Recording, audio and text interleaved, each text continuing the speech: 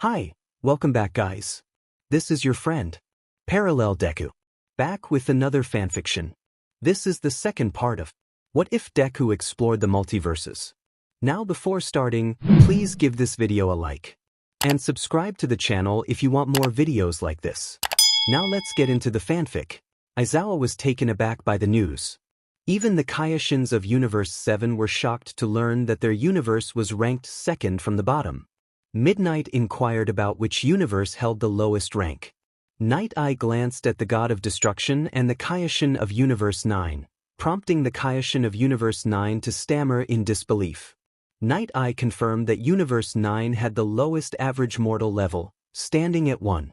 Sato expressed relief that they were not the lowest, while Uraraka pointed out that being second lowest was still concerning. Night Eye explained that Zeno-sama had expressed a desire to reduce the number of universes, and son Izuku Midoriya's proposal provided the perfect opportunity. Zeno-sama intended to erase the universes that lost in the Tournament of Power. The gods of each universe reacted negatively to this announcement. Momo questioned whether Zeno, being so powerful, could manage the universes himself. Angel responded that the Kaioshins and gods of destruction were meant to maintain balance, but Zeno had to be cautious about the potential for betrayal among them. All Might emphasized that the gods needed to prepare their warriors to prove their worth in the Tournament of Power. Aizawa added that heroes always did their best to protect their students from tragedy. The Kaioshin of Universe 9 nervously asked if losing the Zen exhibition match meant erasure. Night Eye reassured him that this was not the case. Kamui Woods expressed confusion about the concept of erasure, while Death Arms complimented him on his appearance. All Might humorously agreed, leading to laughter among the group. Ojiro sought clarification from Night Eye about the fate of defeated universes. Night Eye confirmed that any universe losing the Tournament of Power would be erased, except for Universe 1, Universe 12, Universe 5, and Universe 8, which had higher mortal levels. Emily Lady remarked on the luck of those universes, while Momoko speculated on their strength. Tokoyami wondered about the strength of Izuku from the 7 deadly sins, and Angel explained that his power surpassed even that of a god of destruction. Garu added that Izuku had trained extensively to achieve such strength, capable of defeating All Might in a minute without using his full power. Nizu suggested that Izuku must possess godlike abilities to surpass the warrior from Universe Midnight questioned if the tournament's true purpose was to determine which universes would be erased. Night Eye confirmed this, and P. Zeno expressed excitement for the Tournament of Power, which Izuku echoed. Kamui Woods, still confused, learned from Ojiro that defeat meant erasure for their universe as well, leading to his fainting. Sato noticed Kamui Woods fainting and checked on him, while others laughed at the situation but shared concerns about their universe's fate. Aizawa scolded Ojiro for his lack of initiative, while Ojiro nervously defended himself. Aizawa admitted to being a sleepyhead like his multiverse counterpart, sharing the blame for their universe's potential erasure. Night Eye then asked if they were ready to begin the first match. Gran Torino hesitated, asking what would happen to the gods if they lost. Night Eye replied that they would be erased alongside the universes, except for the angels. Midnight playfully noted her different position, while Present Mike expressed surprise at the implications for the angels. Garu explained that the Grand Priest would not allow his children to be erased due to the gods' mistakes. With no further questions, Night Eye announced the start of the first match of the Zen exhibition match. Kamui Woods cheered for Sato as he stepped onto the stage, where Basil from the trio of Danger awaited.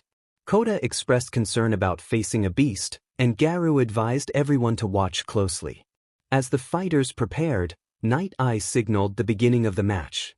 Basil unleashed a powerful aura, charging at Sato, who skillfully deflected the incoming attacks. The two Zeniths reacted with surprise, while Izuku and Koda gasped as Sato found himself overpowered by Basil. Sato crashed to the ground, struggling to regain his footing. Ojiro admired the kicking style of his opponent, expressing his excitement. Garu acknowledged Sato's strength but admitted that the multiverse fighter was exceptionally skilled in his kicks. Aizawa pointed out that Sato was at a disadvantage in this match. Izuku warned Sato of an incoming attack, and as Sato looked up, Basil delivered a powerful kick to his face, sending him reeling as he continued to strike with relentless force. The Kaioshin of Universe 9 smiled at the spectacle, but the god of destruction questioned whether Basil was taking things too far. Basil continued his assault, kicking Sato down to the ground before leaping high to unleash one of his special attacks. He called out his move, and a barrage of kicks erupted, causing a massive explosion in the arena. Mineta commented on the significant damage, while Shoto noted the strength of Basil's attacks. Garu wondered if Sato could withstand the onslaught. Basil boasted about his victory, declaring that Universe 7 had lost the first match and showcasing the power of the trio of danger. However, the crowd was stunned when Sato emerged from the rubble, seemingly unscathed. He cracked his neck and shoulders, preparing to fight back. Sato proclaimed his strength, charging up a powerful energy attack and launching it at Basil. The crowd cheered him on, urging him to claim victory. Basil braced himself for the attack, but despite taking the full force of Sato's energy wave, he managed to stand up, albeit with sparks flying from his body. Jiro questioned whether Basil was under the influence of something, and Nizu explained that the Kaioshin had given him a boost that was now affecting him negatively. As the side effects took hold, Basil collapsed to the ground, unconscious. The two Zeniths expressed their excitement over the match, and Night Eye announced Sato as the winner. The crowd erupted in cheers for Sato, surprised by his strength and resilience. Tiger encouraged Koda for the next match, and Eri cheered him on, while Ragdoll wondered why he couldn't transform like Izuku. Koda stepped onto the stage to face Lavender, the second member of the trio of danger. As the match began, Lavender rushed at Koda with incredible speed, and the two exchanged powerful blows. However, Lavender managed to catch Koda off guard, using his poisonous breath to blind him. The crowd protested the unfair tactic, but Garu explained the rules of the match. Izuku called out to Koda, concerned for his well-being, but Koda insisted he was fine. Lavender continued his assault, using his poison to strike Koda repeatedly. Realizing he needed to adapt, Koda relied on his sense of hearing to track Lavender's movements. He focused on the presence of his opponent, determined not to be deceived. As Lavender attacked from behind, Koda dodged and countered with a kick to the neck, surprising Lavender with his ability to anticipate his moves. Lavender, frustrated, launched another barrage of punches, but Koda skillfully deflected them. The two fighters continued to clash, with Koda landing a solid hit to Lavender's gut. Lavender, enraged, devised a plan to make it harder for Koda to find him. He took to the air, attempting to attack from above. Koda realized that Lavender's footsteps had disappeared and prepared himself for the incoming poison blasts. He managed to block some of the attacks, but a few struck him, causing him pain. Despite this, Koda declared that he still had more power to unleash. With determination, Koda began to power up, a white aura enveloping him as he transformed into his Super Saiyan form, ready to turn the tide of the battle. Koda cheered about his new transformation, his hair shining bright yellow.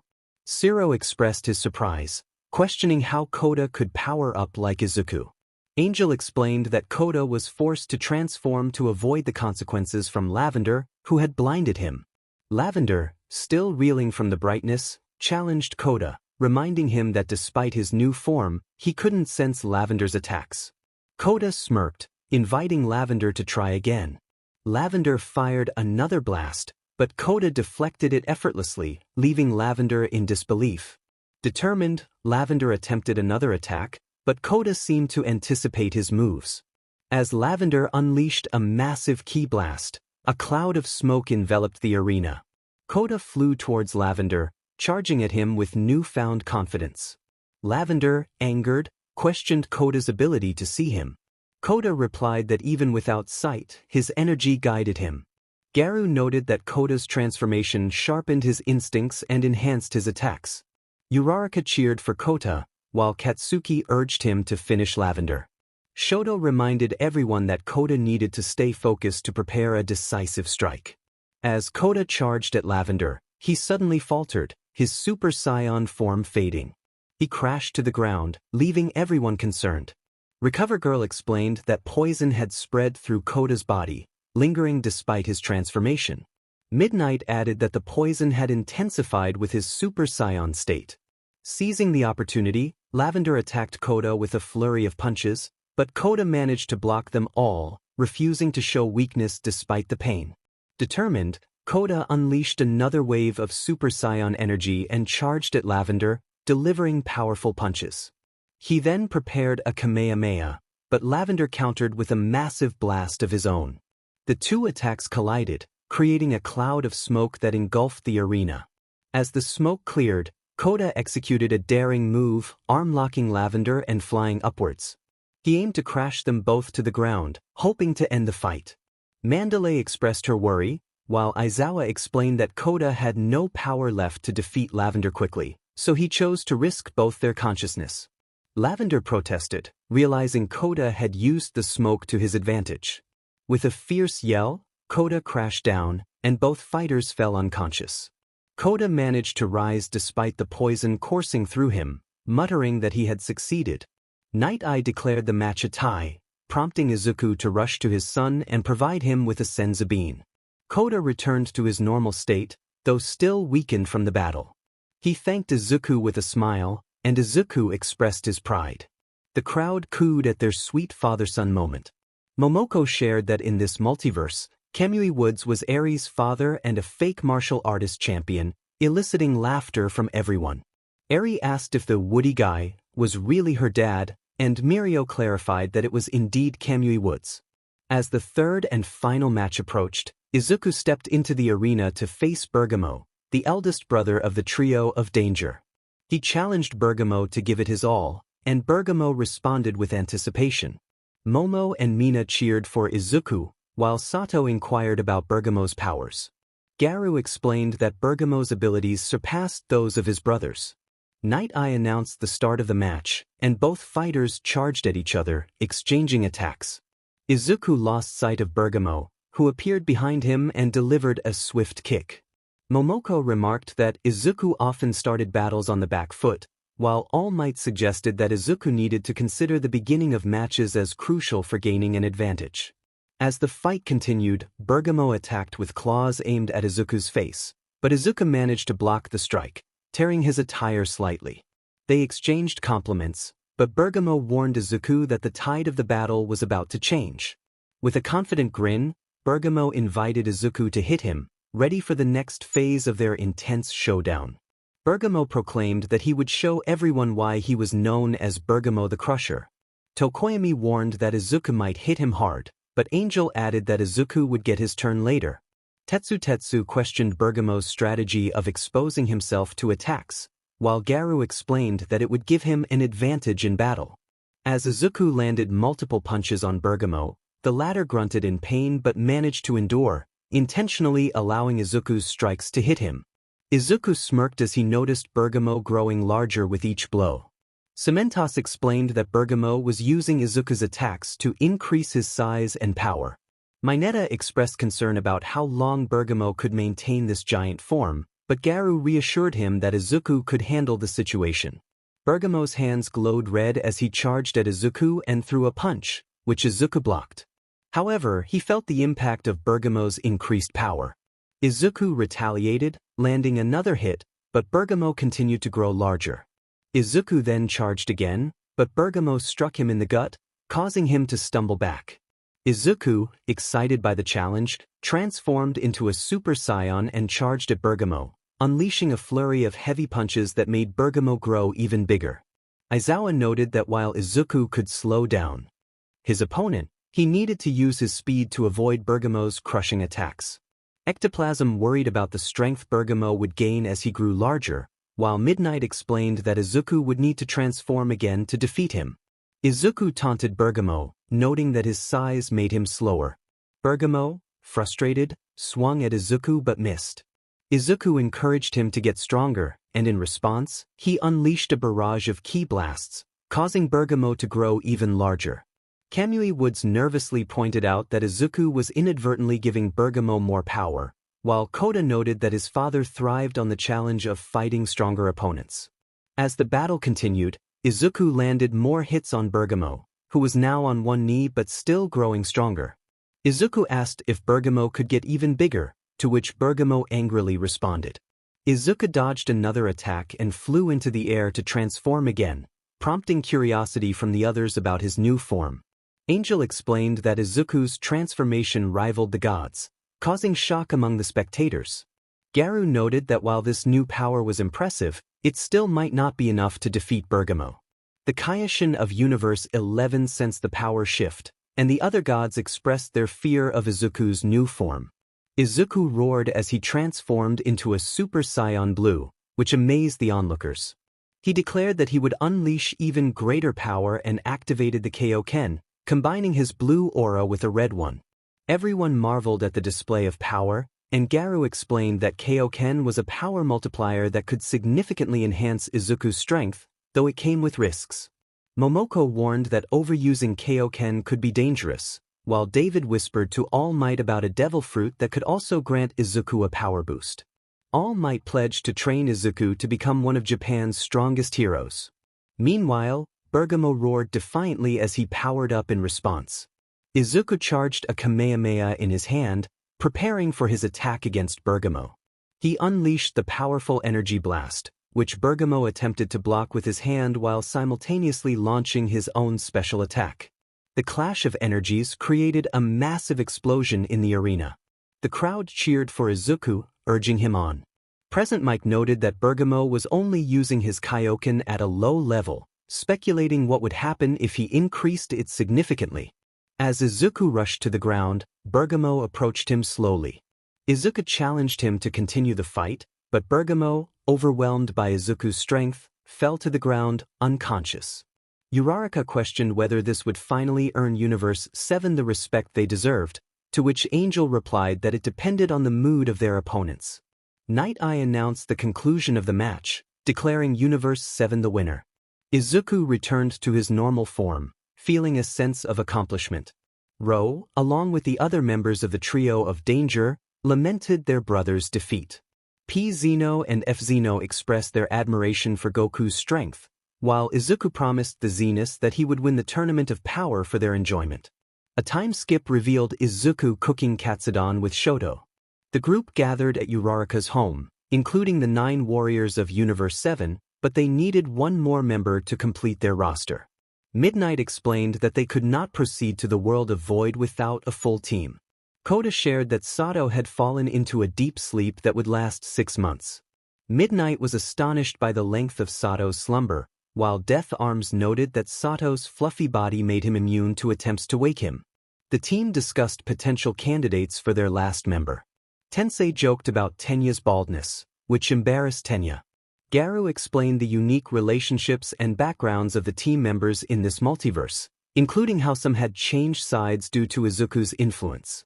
Hagakure was shocked to learn that Mineta was Izuku's master, while Momoko demonstrated the Kamehameha movement, eliciting amused reactions from the group.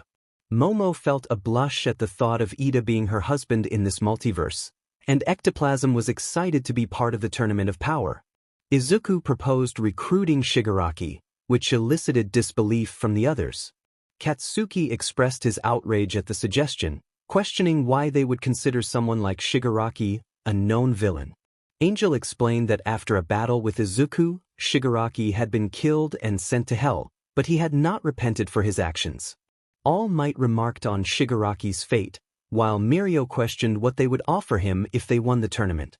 Garu revealed that they planned to resurrect Shigaraki from hell. The group reacted with shock, and Katsuki vehemently opposed the idea, insisting they should not use the Dragon Ball for such a purpose. Izuku clarified that he intended to ask fortune-teller Baba to bring Shigaraki back for only 24 hours, similar to what had been done for him and Katsuki in the past. Ojiro protested, doubting Shigaraki would cooperate. Izuku countered that Shigaraki would not want the world to be destroyed after his resurrection. The scene shifted to Shigaraki, cocooned in a beautiful garden in hell, which surprised Kirishima. Momoko explained that this version of hell was tailored for Shigaraki, designed to encourage him to accept and repent for his past actions. Izuku stated that Shigaraki would have to fight alongside them. Ida expressed concern about Shigaraki's potential for mischief, but Izuku reassured him that it would only be for 24 hours. He posed the question of whether they would prefer everything to be erased instead. Ida, conflicted, looked down, unwilling to fully agree with Izuku's plan. Katsuki questioned Izuku's unusual willingness to take such a risk, believing they could win without Shigaraki. Izuku turned to Midnight, asking her opinion on their chances of winning the tournament. Midnight admitted uncertainty regarding the other universes, leaving the outcome of their quest hanging in the balance.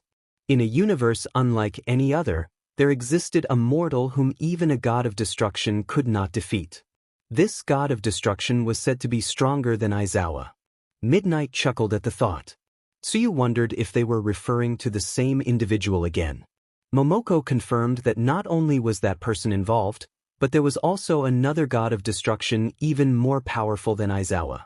Reiko inquired about the consequences of a battle between two gods of destruction. Garu explained that such a clash would lead to the destruction of the universe in which they fought, potentially causing chaos in nearby universes as well. Shiro remarked on the madness of such an event, while Aizawa defended himself, stating he had only lost once in an arm wrestling match. Ida, feeling defeated, suggested they might need Shigaraki.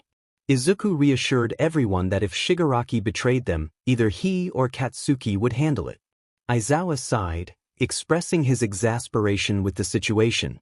Midnight found the idea amusing. Izuku decided to seek out King Yema to discuss Shigaraki directly, taking off from the group. Uraraka was surprised, questioning if he could really do that. Izuku excitedly announced that he had found Shigaraki and would be right back, teleporting away as the screen went dark. All Might lamented not being able to see the Tournament of Power, while Kaminari expressed curiosity about the mysterious figure stronger than the gods of destruction. Nijire was eager to see how Izuku would confront Shigaraki in the afterlife. Momoko assured everyone that they would witness the events unfold, including the Tournament of Power, but first, they would explore another multiverse. Angel suggested taking a break to prepare for the upcoming adventure, and everyone dispersed for a moment. While some classmates and pro-heroes speculated about the individual from Universe 11, Mirio expressed a desire to see how he trained to achieve such strength. Tamaki cautioned that imitating that training would be challenging. Momo wondered what kind of tournament they would witness next, and Tsuyu speculated it might be an impressive one. Angel then announced they had found a multiverse that might be a bit frustrating, asking if everyone was ready. Ojiro inquired about what awaited them in this new multiverse. Garu explained that in this multiverse, Izuku would celebrate his 17th birthday, but in a way that would be quite unfortunate. Inko, excitedly mentioning her son's upcoming birthday, was met with Mitsuki's offer to help plan a celebration.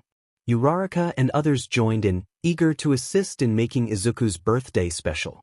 All Might declared their intention to give Izuku a fantastic birthday when they returned to their world. Ida questioned why this multiverse would depict Izuku's birthday in such a negative light, and Momoko simply replied that they would soon find out. The scene shifted to the Midoriya residence, where Izuku woke up with a big smile, excited for his special day. He decided to invite his classmates to his birthday celebration, sending out messages to Class 1A and his friends at UA. However, as he checked his social media, his smile faded upon discovering that everyone had gone to Momo's mansion for a massive summer party instead. Uraraka expressed her concern, hoping it wasn't a villain disrupting the celebration, while Kirishima and Mina shared their frustrations about the situation. They all felt sad for Izuku, especially after realizing that 75% of Class 1A was the reason his birthday party felt so lifeless. Izuku received a message from Katsuki, who taunted him about no one attending his party. This revelation shocked Class 1A, with Momo feeling guilty for her role in the situation. Inko lamented that she couldn't celebrate with her son due to work commitments, and Garu comforted her, assuring her that Izuku would understand. Tetsu expressed his outrage at the thought of Izuku celebrating alone, while Nijire pleaded for someone to join him. Izuku, determined to keep everything he had prepared for his birthday, was startled when the doorbell rang. He sighed, thinking it might be his mother, and slowly approached the door. Upon opening it, he found the postman, who greeted him and handed over a stack of packages addressed to him. The postman informed Izuku that he just needed to sign some papers to receive his gifts. Uraraka expressed her excitement about the gifts for Deku, hoping she had given him something for his birthday in that multiverse. Momo, feeling frustrated, lamented her decision to throw a party in that multiverse to coincide with Izuku's birthday. Shoto comforted Momo, suggesting that perhaps there was a difference between her and the Momo in that multiverse. As Izuku finished signing the papers, he noticed several boxes outside their house, realizing that they were addressed to his dad. He smiled, thinking about how his father never disappointed him, and opened the first small box. Inside, he found an emerald ring accompanied by a note from his dad, Hisashi Midoriya. The note explained that the ring would help him overcome the drawback of his quirk, which caused him to break his own bones. Hisashi expressed his hope that Izuku would enjoy the gifts and wished him a happy 17th birthday. Inko sighed, wishing Hisashi could celebrate Izuku's upcoming birthday with them. Shoto remarked on how lucky Izuku was to have such a supportive dad, while Endeavor silently vowed to do everything to make Izuku happy and gain his trust, even if it took years. Niza commented on how the people who sent gifts truly cared for Izuku, and Hatsum eagerly hoped that the next box was from her. Angel teased Garu, suggesting that Hatsum's prediction might be accurate. Izuku opened another box from Hatsum, discovering a vest and arm supports designed to enhance his hero costume. The note explained that these items would help him improve his posture and movements, as well as increase the defense of his costume against unexpected attacks. Hatsum humorously admitted to hacking the UA system to find his address and expressed her regret for not being able to attend the celebration in person. Kirishima voiced his disbelief that none of their classmates from Class 1A had celebrated Izuku's birthday. Garu reassured him that some classmates had indeed sent gifts, surprising everyone. Izuku smiled as he opened another small box, revealing a car key. When he pressed the button, a sound from a car outside caught his attention. His eyes widened in happiness as he saw a hypercar, a Koenigsegg Jesko, gifted by his dad. 13 remarked on how, despite no one attending the birthday party, Izuku received gifts that most celebrants could only dream of. Snipe added that such a rare car was a sight to behold in Japan, while Kaminari and Siro shared their excitement about the vehicle. Inko arrived home from work, calling out to Izuku. She noticed a hint of sadness in his eyes, which made her heart ache. As Izuku began to retreat to his room, the doorbell rang again. Curious, he approached the door and opened it to find 3 classmates from Class 1A, Ojiro, Tokoyami, and Sato, who arrived with their gifts and dressed as if they were attending a birthday party. They joyfully wished Izuku a happy birthday, and their presence made him realize that he was not forgotten. Tokoyami mentioned that he didn't want to see Izuku celebrating alone, while Sato expressed that Midoriya's birthday was turning out to be one of the best. Ojiro echoed their sentiments, and Inko smiled, appreciating the genuine friendship the boys showed her son. Izuku, overwhelmed with emotion, thanked his classmates for remembering his birthday. Inko felt a sense of relief seeing her son surrounded by friends who cared for him. Mitsuki remarked on how heartwarming it was to see their support, while Hagakure expressed her sadness at the thought of disappointing Izuku. Ida declared that everyone would attend Midoriya's party, and everyone cheered in agreement. Garu, along with the other gods, expressed their desire to be included in the celebration, and Inko happily welcomed them. Meanwhile, a teen with broccoli hair watched from a distance, listening to the plans for Izuku's birthday party. Angel, the only god who noticed him, gave a reassuring nod. Sato suggested inviting Izuku for the evening, noting that he seemed a bit lifeless. Inko agreed but reminded Izuku to be careful while driving. Curious, Tokoyami asked what she meant, and Izuku pointed to the Koenigsegg his dad had given him. Excitedly, Izuku cheered that they would be going for a ride, and the 4 of them climbed into the car. They arrived at Fun Time, a place owned by Shoji's family. As the birthday celebrant, Izuku was greeted warmly by Shoji, who wished him a happy birthday. Shoji welcomed them and explained that they could enjoy various games that would test their skills. As a special gift, he handed Izuku a 6-month VIP pass to the venue. Overjoyed, Izuku declared it the best birthday of his life, and everyone cheered for him. Shoji smiled beneath his mask, pleased that his business could bring Izuku such happiness. The 5 friends spent the night enjoying the attractions at Fun Time. By 2 a.m., the visitors had left, and they headed home. Once in bed, Izuku received a text from Kendo, a girl from his class, wishing him a belated happy birthday and inviting him on a date the following day. Surprised and excited, Izuku shared his enthusiasm with Garu, who noted that Kendo had given Izuku a precious birthday gift. The other girls in class looked at Kendo with a mix of sadness and disappointment, unable to believe she was pursuing Izuku again. Izuku, however, was eager to get to know Kendo better and replied affirmatively to her invitation, setting a date for 3 p.m. at Dagoba Beach. The next day, Izuku dressed up nicely and drove to the beach, where he spotted Kendo looking beautiful in her attire. His friends complimented her, and she blushed at their kind words. Kendo greeted Izuku with enthusiasm and hugged him, making him a bit flustered. She asked if he was ready for their date, and he agreed as they approached his car. Kendo admired the vehicle, and Izuku explained that it was a birthday gift from his dad. They drove to a nearby restaurant for a meal, and afterward, Izuku took Kendo on a road trip around Japan to make her happy. As the day came to an end, Izuku dropped Kendo off at her home. Before parting, Kendo leaned in and kissed him, and he reciprocated the gesture. Kendo felt a rush of boldness at that moment, while the girls around her expressed their jealousy.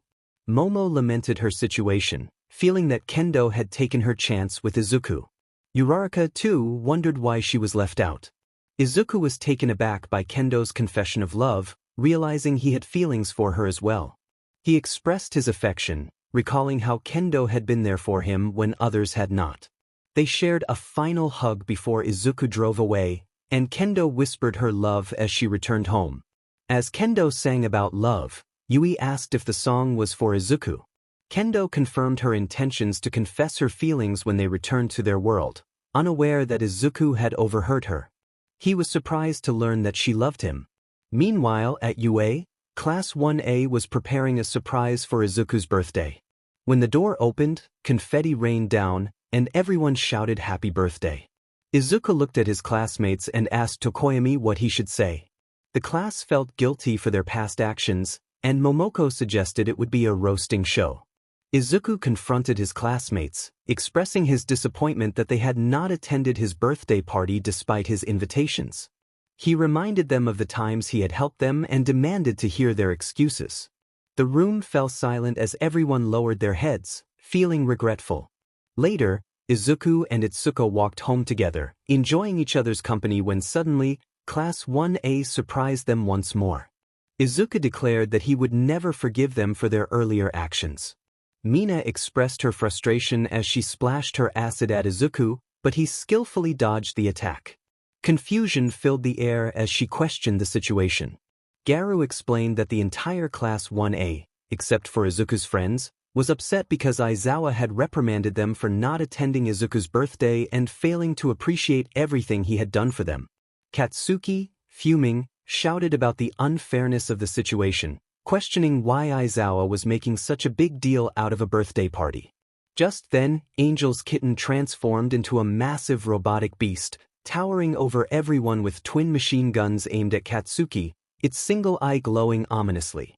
Angel warned Katsuki to think carefully about his actions, reminding him of the feelings Izuku had experienced when no one showed up for his birthday, as they had all chosen to attend Momo's party instead. Jiro, filled with anger, challenged Katsuki's dismissive attitude, emphasizing that Izuku had every right to be upset. Kirishima joined in, questioning how Katsuki could speak so harshly about Midoriya. Mitsuki lowered her head, recognizing that Katsuki's fiery temperament was a reflection of her own influence. Kendo pointed out that their classmates were now angry with them, and Izuku declared that he wouldn't let them harm anyone. Activating his one for all, he charged forward at incredible speed to confront the chaos. Tokoyami, Ojiro, Sato, and Shoji rushed to Izuku's side, determined to protect him. Tokoyami unleashed Dark Shadow, rallying their classmates to support Izuku in the battle against their multiverse counterparts. Koda cheered them on, and the students of Class 1 united in their desire to see Izuku triumph and restore peace. After the confrontation, Class 1A faced consequences for the damage they had caused at UA, particularly affecting Izuku, Kendo, and the other students involved. Momo, as she was being escorted to a police vehicle, shouted her disdain for Izuku, leaving everyone stunned. Kendo expressed her agreement with Momo's feelings about the alternate version of Izuku, while Uraraka questioned why Momo harbored such strong feelings against him. Momo clarified that she could never hate Izuku, as her feelings for him were genuine. The broccoli-haired boy, overhearing this, was taken aback by the revelation that another girl had feelings for him. Izuku sighed, reflecting on the events that had transpired with their classmates. He turned to Kendo, who was recovering from the battle, and asked if she was okay. She smiled and assured him she was fine, wishing the same for him. As the screen faded, the students cheered for the conclusion of the multiverse adventure, each of them brainstorming ways to throw Izuku an unforgettable birthday party. Angel announced that they would be returning to the Dragon Ball Super Multiverse, where Izuku would have a conversation with Shigaraki about recruitment. Garu encouraged everyone to take a break, and before they settled down, Angel introduced a mysterious broccoli-haired boy who appeared before them, leaving everyone, including Garu and Momoko, in shock. Everyone at the table gazed in awe at the delicious spread of food before them. Izuku smiled at his friends, feeling a deep sense of joy after being away for 3 days. Garu encouraged everyone to sing a happy birthday song for Izuku Midoriya, and as they sang, Izuku felt tears of happiness welling up. He was grateful to celebrate his birthday surrounded by friends, his mother, and the pro-heroes. Once the song ended, they eagerly began to eat. Uraraka, while munching on her food, asked Izuku if he would stay with them in the cinema room to watch various versions of himself. Izuku stuttered in confusion, unsure of what she meant. Garu stepped in to explain the purpose of their gathering and the need to witness the multiverses, which left Izuku shocked and anxious, especially at the thought of seeing versions of himself facing dire fates.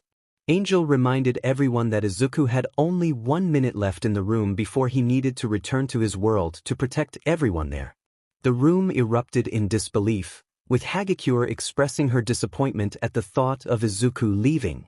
Nizu explained that if Izuku stayed, their world would be vulnerable to villains without his protection.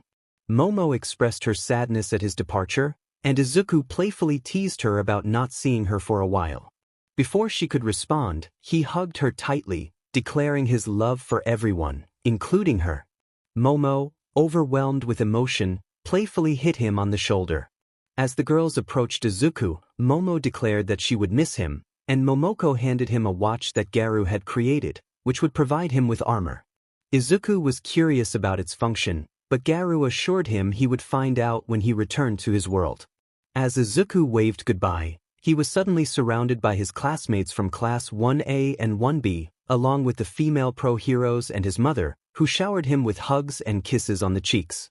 Momo, Nijire, Uraraka, Melissa, and Momoko even kissed him on the lips, leaving everyone, including the male gods and Angel's cat, in shock. Izuku blushed deeply and fainted from the overwhelming affection, but Angel was there to catch him. Laughter erupted as everyone enjoyed the sight of Izuku's flustered expression after his first kiss. Angel announced that she would help him to his room in his world before returning, while everyone smiled and some shed tears at the thought of his departure. Momo proudly proclaimed that she had stolen his first kiss, which sparked a playful argument among the girls about who had the honor first. Garu shifted the focus back to the group, asking how they felt after seeing Izuku. Siro expressed his happiness and noted how much they missed his nervous personality. When Momoko asked Katsuki for his thoughts, he admitted to feeling both happy and frustrated, vowing to surpass Izuku when they returned. Garu suggested they continue watching the multiverse of Dragon Ball Super, and everyone nodded in agreement as they enjoyed their food. The scene shifted to Izuku, who found himself in a different realm, facing Shigaraki, who was still trapped in his cocoon. Izuku was taken aback by the strange environment. Shigaraki, upon seeing Izuku, expressed his delight at the unexpected visitor. Izuku informed him that he was there to invite him to join the upcoming Tournament of Power, recommending him as the final member of their team. As he charged a ki blast to free Shigaraki, Garu cautioned that this version of Shigaraki was much more dangerous than they anticipated.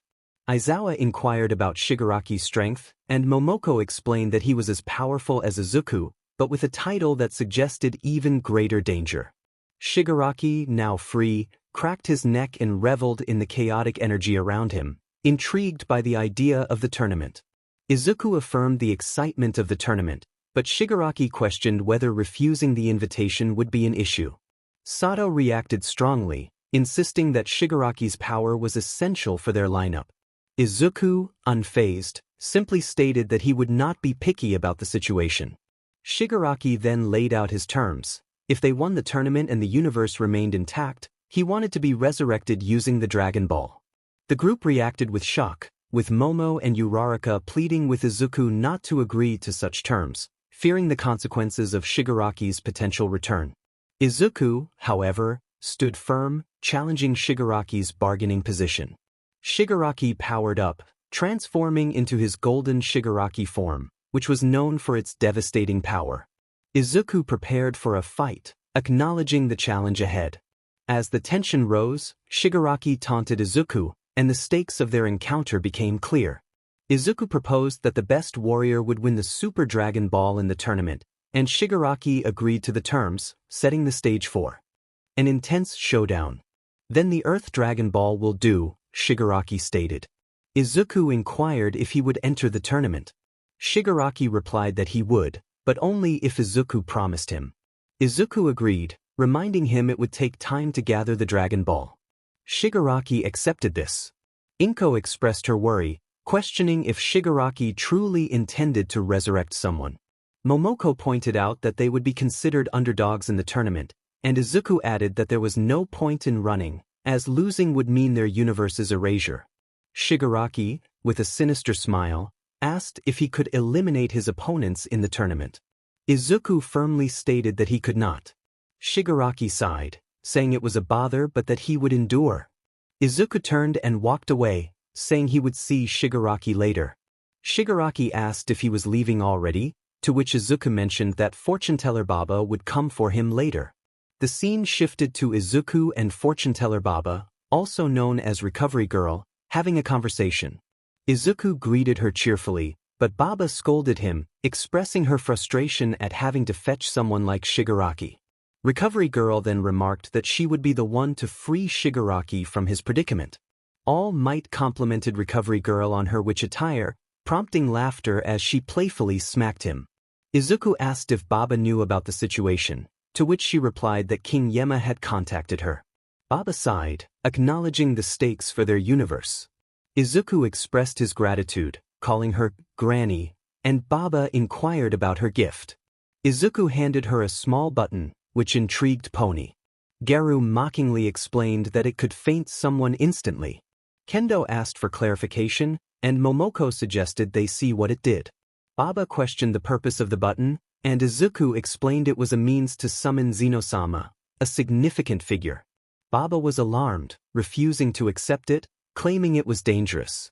Mina questioned the button's potential danger, and Momoko explained that pressing it would summon Zeno, who could erase their universe if not answered properly. Everyone reacted in shock, with Kirishima expressing concern over Izuku possessing such an item.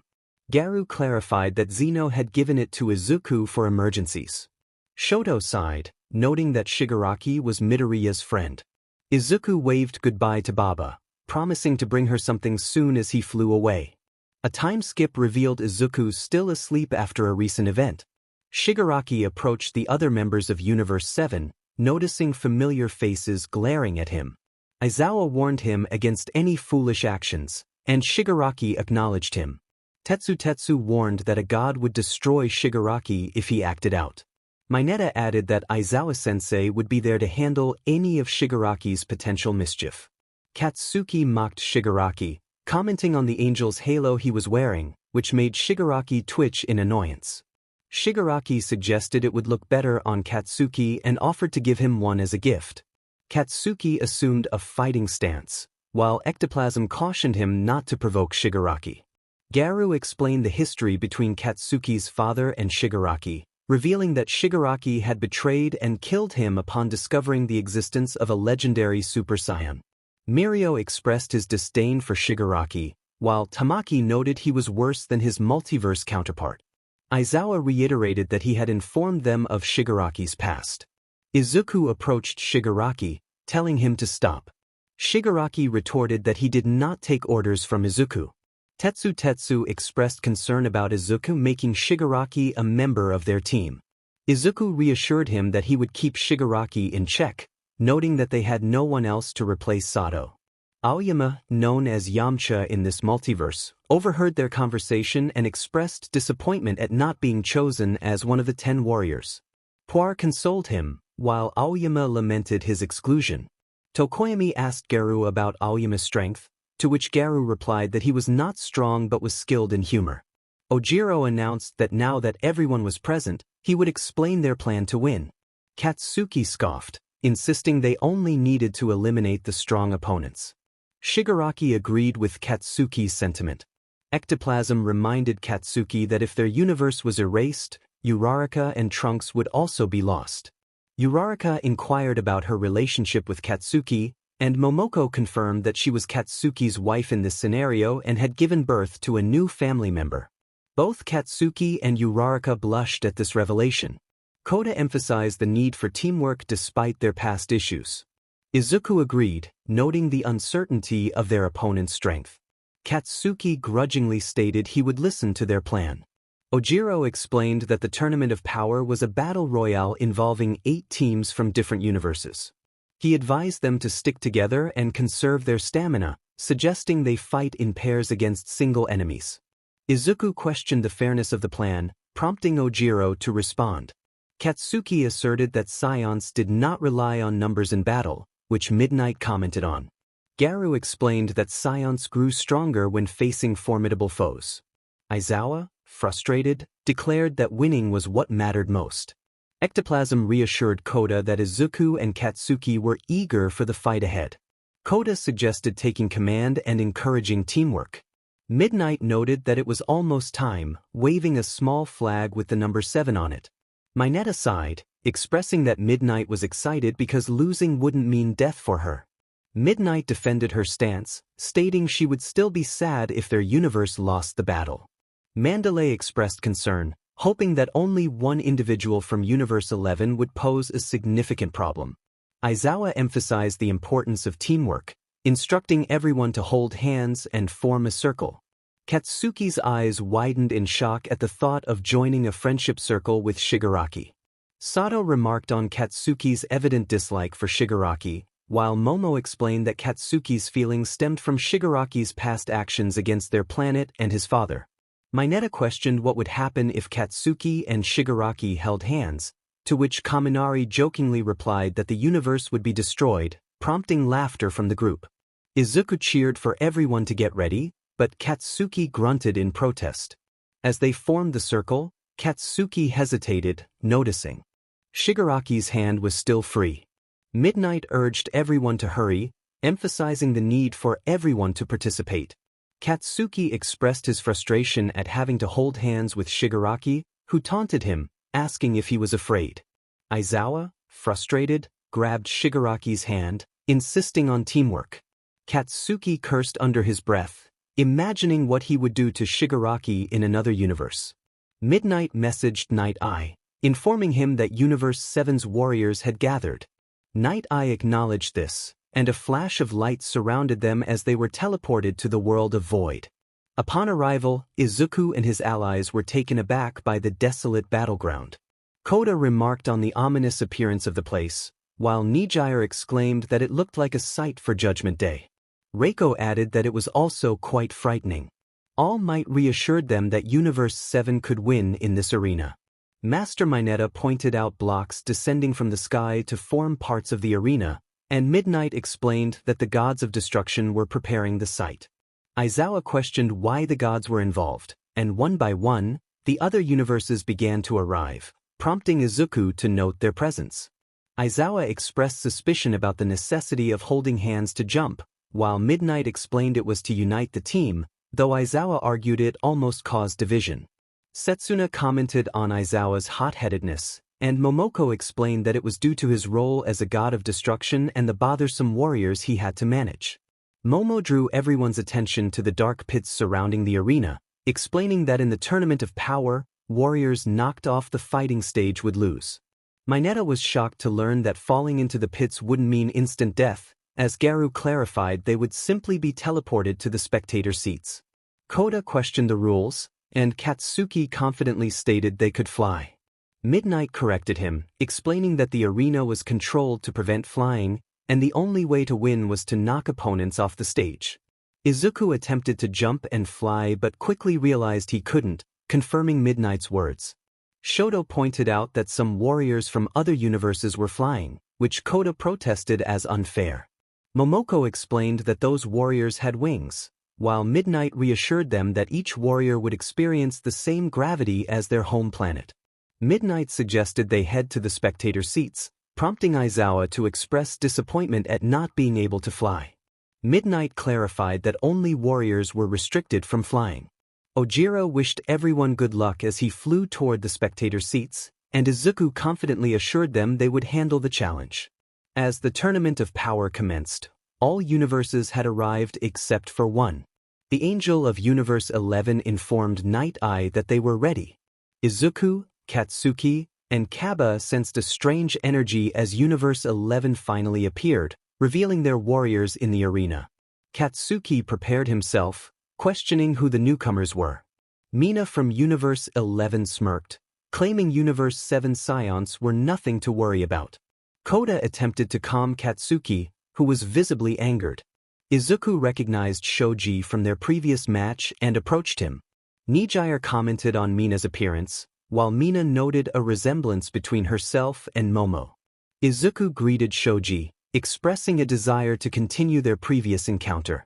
Shoji dismissed Izuku's personal squabbles, stating they were there for the fate of Universe. Izuku insisted they would fight regardless, and Shoji quickly agreed to deal with it later. Suddenly, a muscular figure emerged beside them, and Garu identified him as the monster of Universe 11, causing shock among the group. Shinsu! Everyone exclaimed at Shinso, who smiled, confident in his strength that surpassed even a god of destruction. Izuku will be dealing with you in the end, Momo stated with assurance. Let's see if he can handle my multiverse version, Shinso replied with a smirk. Izuku turned to Shinso, confusion evident on his face as he asked how this was possible. The warriors are beginning to gather, Arak noted. Let's pick up the pace then, Lequire said, using his powers to accelerate the situation. Is he not destroying it? Kirishima questioned, surprised. Those blocks are built for battle. Even if he smashes them, they won't break, Garu explained. The blocks flew toward the other warriors as Izuku dodged swiftly, but Shinso remained still, lowering his head without moving. Izuku stared at Shinso, shock written across his face. He didn't even move. Izuku exclaimed, only to be swayed by a flying block. Dad! Koda shouted in concern as Izuku landed on the ground, glaring at Shinso. He completely read the block's movements. He really is no ordinary guy, Izuku said as the screen turned off. Another cliffhanger? Present Mike complained. Come on. We want to see the real fight and Shinso's true power. Mirio urged. I know, but we will wait for Angel's return. He doesn't want to miss who will be the fighter from Universe 11, and he wants to see the Tournament of Power, Garu explained. Everyone, it's break time. Momoko announced, and everyone took a moment for themselves, some resting. Another chapter was complete. The next chapter was expected to be the longest and possibly the final one in the series. Angel returned from Izuku's world after helping the young hero escape from some overly enthusiastic admirers, except for one who was a deity. Everyone noticed Angel's return and prepared to watch the next multiverse battle. Hey there, everyone. How have you been? Angel greeted. We're fine. We discovered who the fighter from Universe 11 is, and he's going to be a significant challenge for Izuku. He's not easy to beat. Kirishima replied. Oh, I see. Who is it? Angel inquired. Watch for yourself, Angel. You'll feel the thrill. Garu exclaimed. Okay, Angel muttered. Start it now, Garu. Uraraka urged. Roger that, Garu responded. The scene shifted to the gods in the spectator seats, discussing how their universe would win in the Tournament of Power. Will our Universe 7 win? Ojiro asked. All we can do is trust them, Gran Torino said. Exactly. Their fates are in their hands, Midnight added. Don't talk like that. Just because you won't be erased if we lose. Aizawa scoffed. Fortunately, Midnight chuckled. That is so unfair. Aizawa exclaimed. Wow, now you're worried about being erased if they lose? Teased. Of course. But I can't do anything since in that multiverse, you are the children of Night Eye or the Grand Priest, if you prefer, Aizawa sighed. We're counting on you guys. Go Universe 7. Aizawa cheered. Meanwhile, Quitella, the god of destruction of Universe 4, snickered at what he heard. I heard that. Aizawa, of all people, talking about teamwork. How pathetic. Quitella remarked. I'm ignoring that. Aizawa retorted. Oh, you're not going to respond? How unexpected. Midnight said. I'm not good at dealing with that guy. Aizawa replied. So that other rat face is now Aizawa-sensei's nemesis, huh? Hagakure asked. Yes, and Quitella has a strong dislike for Aizawa in that multiverse, Garu explained. But I don't see his warriors as strong, Uraraka noted. He is the only god of destruction unafraid of being erased if they lose the tournament, Momoko added. Wait, but he will be erased if they lose. Mineta exclaimed in shock. Let's see what happens to him if their universe is erased, Aizawa said coldly. Quitella chuckled in his usual manner. The scene shifted to the warriors of Universe 7, preparing for the signal from Zeno and Night Eye. Let's do our best, Momo. Ida cheered. No problem, Momo replied. Yamamo and Ida look good as a couple. Mina exclaimed. But the thing that doesn't look good is that Ida is shorter than Yayarozu, Shoto remarked. Now, Zeno-sama, shall we begin? Is that all right? Night Eye asked. Hurry, P. Zeno urged. Hurry, hurry, F. Zeno added. These cute ones can't wait, can they? Hagakure said. They really want to see how fun the tournament is, Momoko replied. And now, warriors of each universe, prepare yourselves, Night Eye instructed as the scene shifted to the warriors representing each universe. Let the Tournament of Power begin. Night Eye announced. Every warrior from each universe charged toward each other, selecting opponents that matched their power. The Tournament of Power erupted into a spectacle of blasts and explosions, resembling a fireworks display on the ground. Whoa! Both Zeniths exclaimed in awe. Huhuia! The audience echoed, captivated by the scene. This is the real deal. In a battle royale, they must be cautious about their opponents because if any of their teammates are overwhelmed, teamwork is essential for survival, Nizu explained. Let's go, Universe 7. Mineta cheered. Defeat them, Izuku. Inko added. The warriors of Universe 7 found themselves in the midst of chaos, surprised by the rampaging fighters from other universes. They're going at it. Oh, there he is, Izuku said as he charged toward Shoji. Dad! Koda called out. Shoji, fight with me. Izuku challenged as Shoji continued to clash with a warrior from Universe. Izuku was suddenly interrupted by a fighter from Universe 4, who challenged him to a duel. Izuku responded with a flurry of punches, fending him off. Dad, teamwork. Teamwork. Koda shouted. Teamwork is no longer the key to victory here, Aizawa stated. Huh? The students asked, confused. If you want to win, you must go all out by yourself and prove that you can't always rely on teamwork. If you do, they might eliminate you all at once. Fighting one-on-one would reduce the chance of being eliminated quickly, Aizawa stated. Midnight suggested that while that might be a nice plan, teamwork could also be effective. All Might responded that teamwork would be necessary for the one true competitor in this tournament, which was none other than Shinso. Shinso concentrated on his abilities, eager to learn how to manage fights using his strength. Shoto, Momo, and Katsuki broke away from the group, eager to confront their enemies individually. Koda expressed disbelief at Katsuki's decision to join them. Meanwhile, Shigaraki distanced himself from the group, relishing the unfolding chaos. He declared his intent to enjoy the battle as he unleashed a blast toward his foes. Koda lamented the loss of teamwork, while Jiro noted the disappointment for Ojiro, who had meticulously planned for their universe to win. Katsuki reminded everyone that this was a survival match, allowing for individual choices regarding teamwork. Master Mineta encouraged Koda to let it go, while Ojiro questioned the purpose of their planning, prompting Aizawa to facepalm in disbelief. Gran Torino sighed in exasperation. Aizawa muttered under his breath, expressing frustration at the situation. Midnight urged him to trust the students, acknowledging their strength. Aizawa reflected that perhaps his other self had been naive to think teamwork was a viable strategy. Izuku finally woke up, and Universe 9 was down to its last 3 warriors, known as the Trio of Danger, who now faced Izuku and Katsuki. Ro commanded them not to lose, as Mirio noted the unfavorable odds for Izuku. Lady observed their worried expressions, realizing they were the last remaining fighters. Cementos and Momoko speculated on the dire consequences of their potential loss. Bergamo shouted that they would defeat the duo, while Basil engaged Katsuki in battle. After throwing Basil aside, Lavender attacked Katsuki, who struggled to keep up with his speed. Bergamo charged at Izuku, but Izuku countered with a powerful ki blast, sending him flying. Basil attempted a sneak attack, but Izuku swiftly redirected and struck him with 2 massive ki blasts. Katsuki powered up to his Super Saiyan form, launching Lavender away and pushing the trio to the edge of the arena. Nizu marveled at their teamwork, while Aizawa expressed his desire to see more cooperation from Katsuki.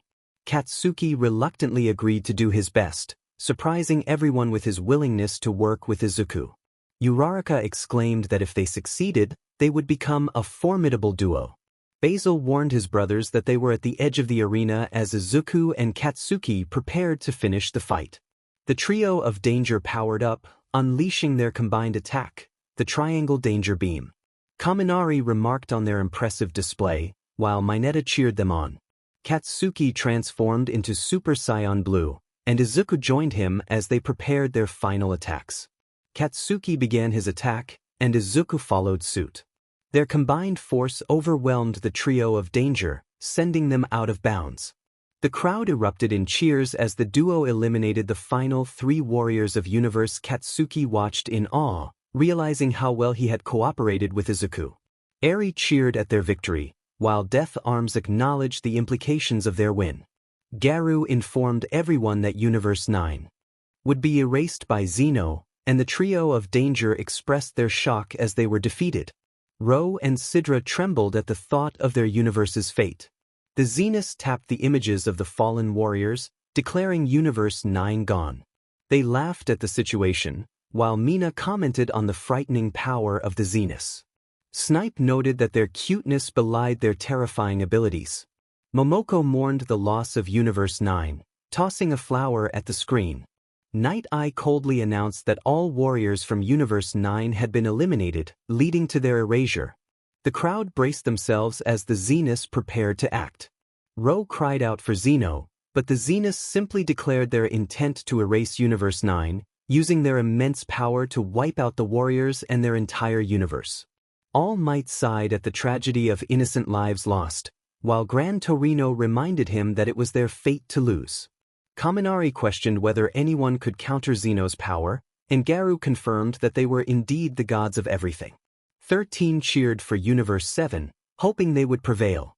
Midnight inquired about Universe 9, and Aizawa expressed disbelief at the complete erasure of an entire universe. A time skip occurred as Shoji removed his mask. Tamaki, in the form of Dispo, unleashed a ki blast at Maji Ko, causing significant damage. Maji Ko nervously pleaded for Tamaki not to shoot, but Shoji warned Tamaki to remain vigilant, noting that Maji Ko had a peculiar body. Tamaki was astonished to find himself in this multiverse, where Garu informed him that he was the fastest warrior, capable of surpassing the speed of light.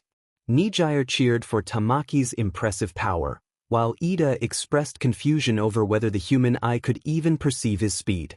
Momoko explained that even advanced cameras struggled to capture Tamaki's movements, only showing a blur. Tamaki decided to take action, declaring he would kick Maji KO to the spectator's seat. He rushed forward with incredible speed, but Maji KO unexpectedly reformed his body and captured Tamaki. Ito was shocked, realizing Maji KO had feigned weakness to outsmart them. Aizawa reminded everyone that clever tactics were crucial in the tournament, as long as they avoided lethal actions. Mineta foolishly suggested playing dead, prompting Kaminari to mock him for his lack of sense. Maji KO slammed Tamaki to the ground, leaving the Kaioshin and God of Destruction of Universe 11 in disbelief. Tamaki muttered in shock, while Maji KO smiled mockingly at him. Kaioshin Air praised Maji KO for his extraordinary abilities, and Mirio pointed out that Tamaki had been warned about Maji KO's tricks but had not heeded the advice. Tamaki sighed in acknowledgement of his mistake. Belmod, the God of Destruction of Universe 11, noted Maji KO's rapid regeneration, while Kaioshin Kai confirmed there was no damage left. Angel indicated it was time for the monster to act, and Hatsum clarified that Shinso's version was on the move. Tamaki was incredulous that Maji KO had been acting all along. Maji KO taunted Tamaki, threatening to cut off his ears to make him faster. Tamaki felt overwhelmed by the situation. Shoji attempted to approach Maji KO, but Shinso intervened, insisting he would handle it. Mirio sensed Shinso's true power was about to be revealed, while Mineta eagerly anticipated how Shinso would deal with Maji KO. As Maji KO prepared to strike, he sensed Shinso's presence, and Tamaki seized the opportunity to escape. Maji KO was taken aback by Tamaki's sudden freedom. Tamaki apologized to Shinso, who was ready to demonstrate his abilities. Maji KO urged Shinso to show his power, and the spectators were eager to see what Shinso could do. Maji KO began to form a massive fist, preparing to attack, but Shinso countered with a powerful punch that sent Maji KO flying without any physical contact. The onlookers were astonished by the display of strength, and All Might expressed his amazement at the force of Shinso's attack. Shinso watched the scene unfold with excitement, realizing he could achieve such power in their world if he truly desired it. Izuku was shocked and fearful at the magnitude of Shinso's strength. Kaioshin Kai proudly remarked that it wasn't about numbers, while Kaioshin Air was still processing the outcome of Maji KO's defeat. Maji KO, now in the spectators' seats, sighed in frustration, and Kaioshin Air scolded him for not lasting longer. Nizu pointed out that Universe 3 was known for its technology, yet it couldn't withstand the raw power of nature. Mirio wondered about the source of Shinso's strength, and Garu began to explain. He revealed that Shinso's strength came from his lack of trust in others, stemming from past betrayals. This realization led Shinso to believe that true strength was derived from justice. Momoko added that Shinso endured pain during training due to his anger and distrust, even towards his closest allies in that multiverse. All Might reflected on the sad truth behind Shinso's strength, acknowledging the lengths he had gone to reach his potential. Angel questioned why they hadn't mentioned the tragedy of Shinso's parents, suggesting they let others discover that in their own time. Garu mentioned that they didn't want to spoil too much. The scene shifted to Tamaki facing Mirio, both determined to prove who was the fastest. As they squared off, Tamaki charged at Mirio, who activated his time skip. In a surprising turn, Tamaki managed to catch Mirio and landed a punch to his face.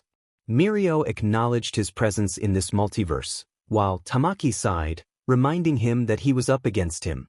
Garu pointed out that Tamaki was the strongest warrior of Universe 6 and had previously assassinated Izuku in another multiverse.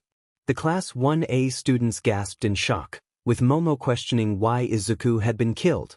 Momoko explained that Tamaki had been hired to do so and had expected Izuku to return to life after the act. Mineta asked if Izuku had truly died, to which Momoko confirmed that he had, but not before launching a ki blast into the sky to resurrect himself. Inko expressed relief that her son had found a way to live again in that multiverse, while Mitsuki added that Izuku had anticipated someone would come after him, which was why he had unleashed the ki blast. Mirio, now on his knees in pain, assessed his condition while Tamaki laughed at him. Undeterred, Mirio charged at Tamaki again, but Tamaki matched his speed, resulting in Mirio falling once more. After taking another hit, Present Mike panicked at Mirio's predicament against one of Universe 11's warriors. He stuttered in disbelief at Mirio taking 2 hits, while Mirio noted that he couldn't see the initial attack, feeling as if he was under the effect of time skip. Uraraka inquired about this ability, and Angel explained that it allowed one to stop time, with only the user able to move while others remained frozen. Kaminari made a reference to a popular anime, prompting Mineta to chuckle in understanding.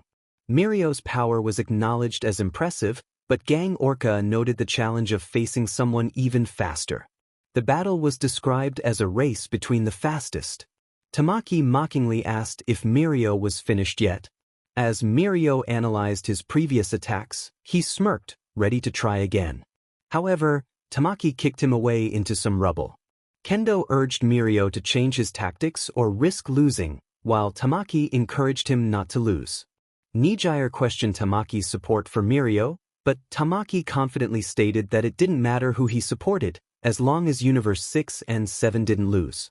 Garou remarked that seeing himself strong and fast in that multiverse had broken Tamaki's shy demeanor. Tamaki declared he would remain the same every time, hitting Mirio once again.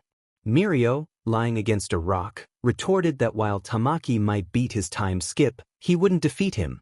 Tamaki questioned how Mirio could still talk after being hit again, to which Mirio replied that he was stronger. He claimed that if he were in his other self's place, he could overpower Tamaki. Angel whispered to Garou and Momoko that what they were witnessing was truly happening in multiverse number. Tamaki dismissed Mirio's bravado as pathetic, and they both charged at each other again with incredible speed. Mirio attempted to punch Tamaki, but Tamaki quickly appeared behind him, delivering a simultaneous kick. Shinso observed Mirio's fighting style, while Tamaki landed another hard punch, sending Mirio crashing toward the edge of the arena. Tamaki declared that Mirio was out of options, but Mirio used his time skip to evade Tamaki's punch, causing him to fall off the stage instead. Mirio excitedly noted that his permeation quirk had come into play, and Momoko remarked on the potential of combining his powers with speed. However, Tamaki sighed, realizing he needed to be faster. Mirio grinned at him, and Momo cheered for Mirio. As Tamaki continued to fall, Present Mike cheered for his defeat. Suddenly, one of Tamaki's allies from the Pride Troopers, Koda, used his binding powers to catch Tamaki and pull him back to safety. Everyone gasped in surprise, while Tamaki sighed, feeling the weight of losing. Mirio grunted in frustration, realizing Koda had saved Tamaki. Tamaki thanked Koda, who simply smiled back. With renewed determination, Tamaki and Koda charged at Mirio, launching a barrage of punches and kicks. Mirio had no choice but to block the attacks in a 2-on-1 situation. Koda's binds caught Mirio, allowing Tamaki to take advantage and land several hits. As Mirio broke free, he charged at Tamaki again, using his speed from the time skip, while Tamaki matched him with his own speed. The 2 punches collided, and Mirio managed to land a powerful hit to Tamaki's gut, causing him to wince in pain. Mandalay noted the strength of Mirio's punch compared to Tamaki's earlier attacks. Nijire cheered for Mirio, expressing her confidence in his abilities. Mirio explained that he had used the same muscle movements as his time skip to lure Tamaki into a trap.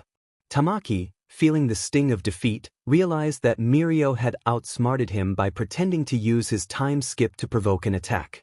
As Tamaki charged again, Mirio activated his time skip, allowing Tamaki's attack to miss and leaving him open for a powerful counterattack. The scene shifted to Master Mineta, who found himself struggling against Iace's relentless assault. Mineta lay on the ground, feeling the effects of the fight. Ulbera commented on Iace's appearance, noting that he looked unappealing in his current state. Concerned, Ihilady questioned why no one was helping Mineta, while Mina wondered why he was still fighting at his age. Momoko explained that Mineta wanted to prove that despite his reputation, he could still be considered one of the strongest warriors and a great teacher. Encouraged by MT Lady and Katsuki, Mineta slowly rose to his feet despite Iace's taunts. Iace scoffed at Mineta's resilience, urging him to accept his limits and retire. Mineta, however, declared that he would not be defined by limits. All Might admired Mineta's fighting spirit, while Gran Torino noted that Mineta's confidence was crucial in battle. Izuku and Ida expressed their concern for Mineta, urging him not to push himself too hard. Mineta, removing his sunglasses, looked at Iase with determination. He acknowledged that his students had taught him to aim for greater heights and that it was too soon to give up. As he gathered energy for a Kamehameha, Iase attempted to shock him again, causing Mineta to cry out in pain. Sato and Hagakure pleaded for help, while Mineta encouraged himself to keep fighting. Iase continued to taunt him, but Mineta rallied his strength, transforming into a more powerful version of himself. The crowd gasped at his transformation, and Tetsu remarked on the impressive display. With renewed vigor, Mineta unleashed his Kamehameha, a massive wave of energy that struck Iase, sending him flying out of the arena. The audience erupted in cheers, celebrating Mineta's victory over the spy. Kendo commented on Iase's deserved defeat, while Aizawa praised Mineta's efforts. However, as the dust settled, Ojiro noticed that Mineta had collapsed after his final attack. Concerns swept through the crowd as they feared for his well-being. Lady cried out in distress, and Aizawa demanded to know where the other Universe 7 warriors were to assist him. Ida rushed to the stage but was held back by Ojiro, who warned him not to re-enter the fight. Izuku, restrained by Maji Keo, called out for Mineta. In a moment of desperation, he transformed into Super Saiyan Blue, breaking free and teleporting to Mineta's side. Izuku found Mineta unresponsive and used his ki to perform CPR, pleading for him to return. As everyone watched with bated breath, a white aura enveloped them, blinding the scene. When the light faded, Izuku and Ida anxiously checked on Mineta. To their relief, he gasped for breath, awakening from his unconscious state. The crowd erupted in joy at Mineta's revival.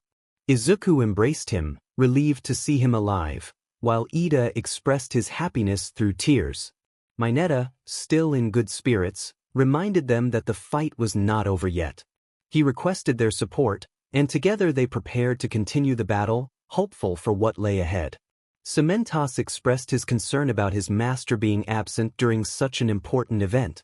Aizawa inquired about the name of the old man, while Izuku assisted Master Mineta, who reminisced about the cute angels he had encountered in another world. The group chuckled at Mineta's antics, noting his tendency to be a bit of a troublemaker even after facing death. Mineta sighed, contemplating his future and feeling like he might also end up alone and misunderstood. Momoko encouraged him, suggesting that someone from his world might have feelings for him, leaving Mineta curious about who it could be. Garu teased that he would find out soon. As Master Mineta approached the edge of the arena, he decided to step back, knowing he could no longer fight. He asked Izuku to win the match for him and Universe 7, to which Izuku enthusiastically agreed. Mineta then fell out of bounds, landing in the spectators' area. Aizawa praised Mineta's performance, emphasizing the importance of never underestimating anyone, even those they might dislike. Midnight added that change is always possible, and Mineta felt a mix of joy and sadness as he was embraced by Kaminari and Shiro. The scene shifted to Shinso, who was ready to face Izuku for the first time. Kirishima excitedly anticipated the match, while Kaminari urged Izuku to defeat Shinso. Momoko raised concerns about whether Izuku could handle Shinso in his base form, prompting the audience to pay attention. Jiro questioned Momoko's assessment, and Angel explained that Shinso was a formidable opponent, suggesting Izuku would need to use his full power.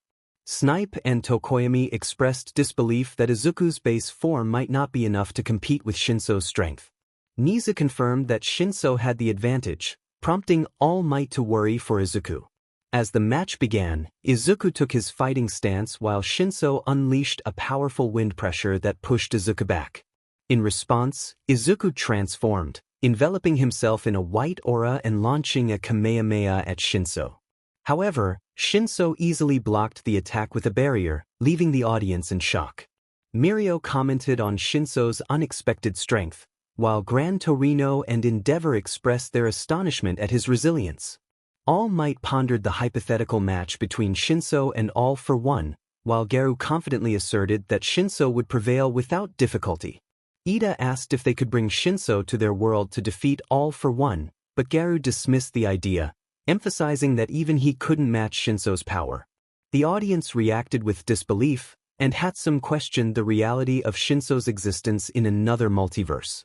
Garu explained that finding Shinso would take a long time, and by then, they would likely be gone. All Might lamented the rigorous training that Shinso must have undergone to achieve such strength, while Momoko reminded him that true power also requires finding a successor who embodies care and love for others.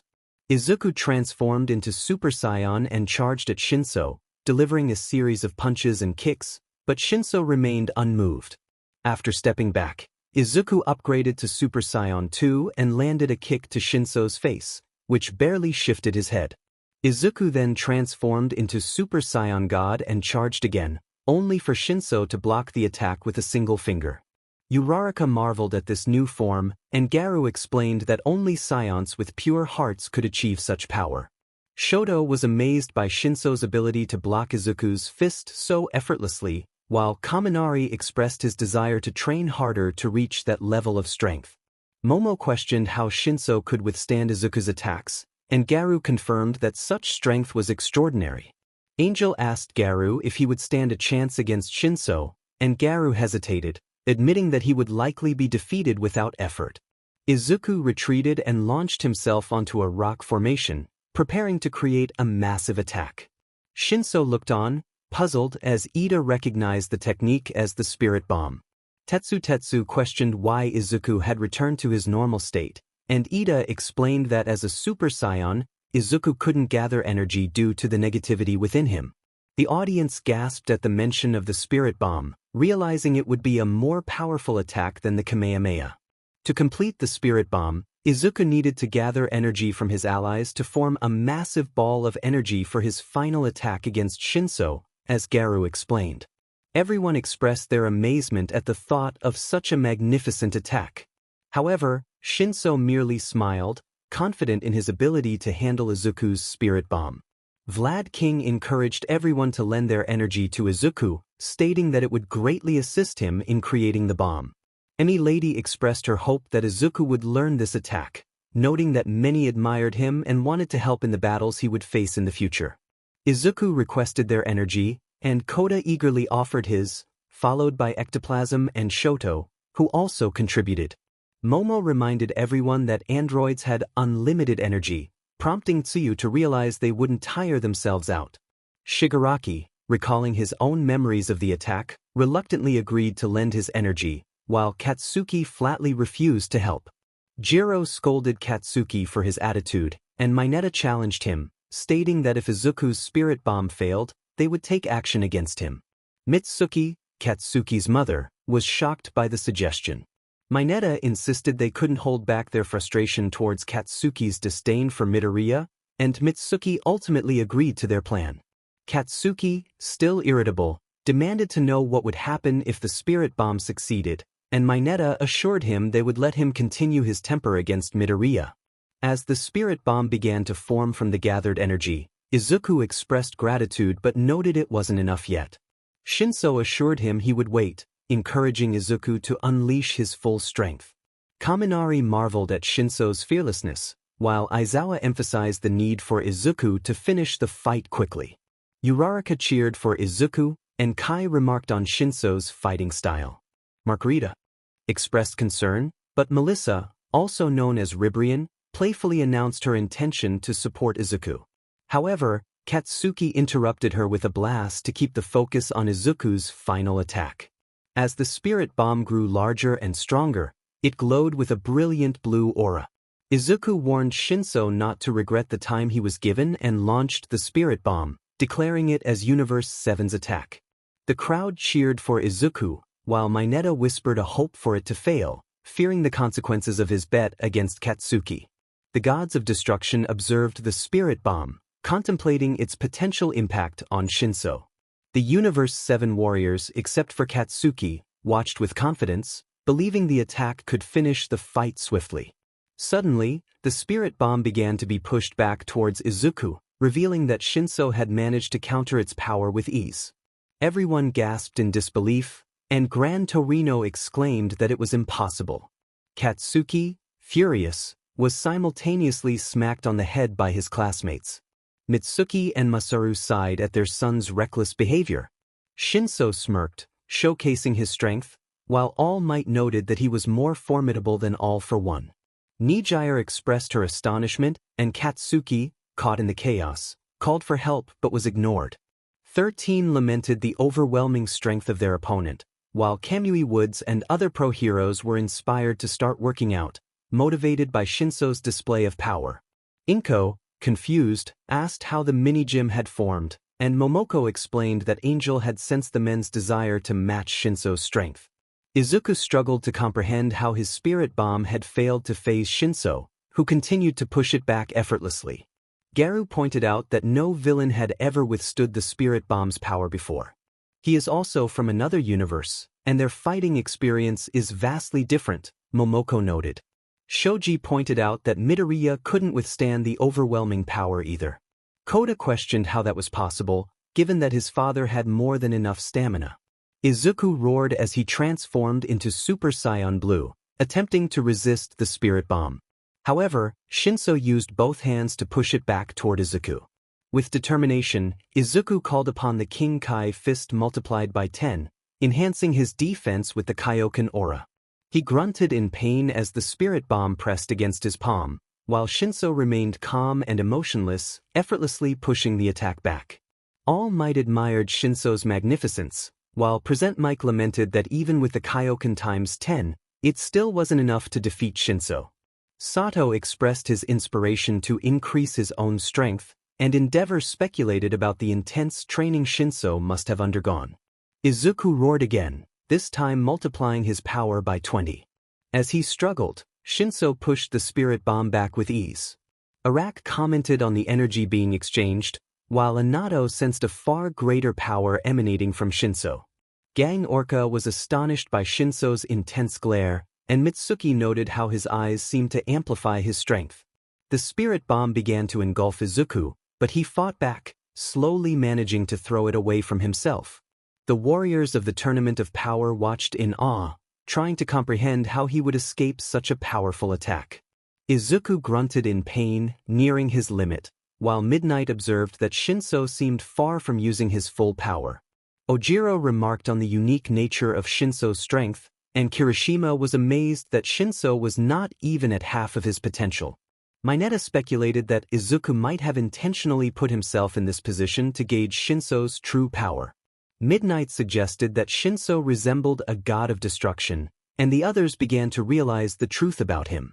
Belmod encouraged Shinso to demonstrate his power fully. Present Mike expressed concern about the impending explosion of the spirit bomb, while Mina cried out for Izuku to escape. Shoto pointed out that the spirit bomb was too massive for Izuku to redirect, and he was weakening. As the energy between them reached a critical point, the spectators watched in suspense.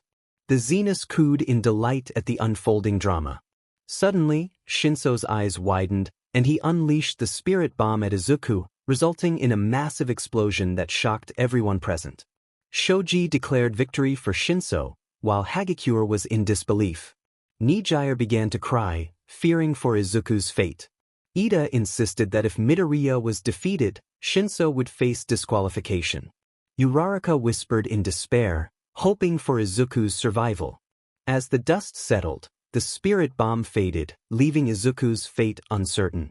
The Zenus were intrigued, and Night Eye noted the situation had calmed. The P-Zeno expressed excitement over the spectacle. Koda trembled in fear, unable to find his father in the aftermath of the explosion. Jiro stuttered, realizing the magnitude of the damage caused by Shinso's attack. Ectoplasm marveled at Shinso's ability to withstand such power. Shinso stared at the crater left behind, while Shoji and Tamaki flew toward him, ready to face new threats. Present Mike urged Universe 6 to take action against their opponents. Aizawa clenched his fists in disbelief, questioning if this was truly the end for Izuku. Zeno tapped his finger on Izuku's image, searching for signs of life. The crowd cried out for Izuku to awaken and fight back. Shinso smirked, suggesting that perhaps this multiverse was not meant for Midoriya. Angel responded with a confident smirk, hinting at an impending confrontation. The world of Void trembled, and the warriors prepared for whatever was coming next. Ectoplasm spoke to Koda, who nodded in agreement. The warriors from Universe 11 felt the tremors as well. Shoji questioned the source of the shaking, while Ida smirked, confident in the unfolding events. Shigaraki chuckled, and Aizawa realized who was responsible for the disturbance. Midnight asked if Aizawa understood the implications, and he confirmed that someone was approaching. The others were curious about who it could be and why the atmosphere felt charged with excitement. Garu proclaimed that a new monster was on the way to challenge Shinso, and Ida confirmed that everyone knew who he meant. Meanwhile, Shinso's expression returned to its usual pale state as he realized that Izuku was the one causing the world of Void to shake and tremble. A sudden blast of light erupted from the ground, blinding everyone momentarily. The figure began to rise slowly from the ground, and Shinso approached the massive white beam shooting into the sky to confirm the source of the explosion. The Zeniths watched in awe as the beam interrupted their focus on the image of Izuku, whom they believed had been defeated in battle. As the brilliant light began to fade, Izuku emerged, his entire body enveloped in a divine aura, radiating intense heat as he achieved Ultra Instinct. The crowd gasped in unison, mimicking the Zenith's amazed reactions. Mirio expressed his excitement, noting how different this form was from what they had seen earlier. Momo inquired about the transformation, and Momoko assured her that they would soon find out. Nijire speculated whether this new form would allow Izuku to match Shinso in any battle, while Angel playfully avoided giving spoilers. P. Zeno confirmed that Izuku was alive, while F. Zeno added that he seemed incredibly intense. The atmosphere was charged with excitement as P. Zeno remarked on the thrill of the moment, and F. Zeno echoed the sentiment. Shoji and Tamaki joined Shinso to witness Izuku's transformation and ponder how he had survived the spirit bomb. Shoji questioned what Izuku had become, and Ectoplasm noted that it didn't appear to be mere luck that had saved him. Ida observed that something felt different this time, while Tetsu pointed out the overwhelming heat emanating from Izuku. Master Mineta added that Izuku's energy seemed remarkably calm despite the intensity. Midnight suggested they observe for now, admitting that it was the first time she had seen Izuku in such a state. After some time, everyone reacted to Garu's announcement about watching the Warriors of Universe 7 in the cinema room. Momoko received a call from another god, which piqued everyone's curiosity. She explained that a group of people from another world would be joining them to witness the adventures of an important figure from their realm. Garu, intrigued, asked for more details, and Momoko whispered the information to him, causing a smile to spread across his face. He gathered everyone's attention to share the news that while they would not meet the Universe 7 warriors just yet, another group of visitors was on their way. Shoto expressed disappointment at not seeing his counterpart, while Garu revealed that the visitors were connected to Izuku's new power.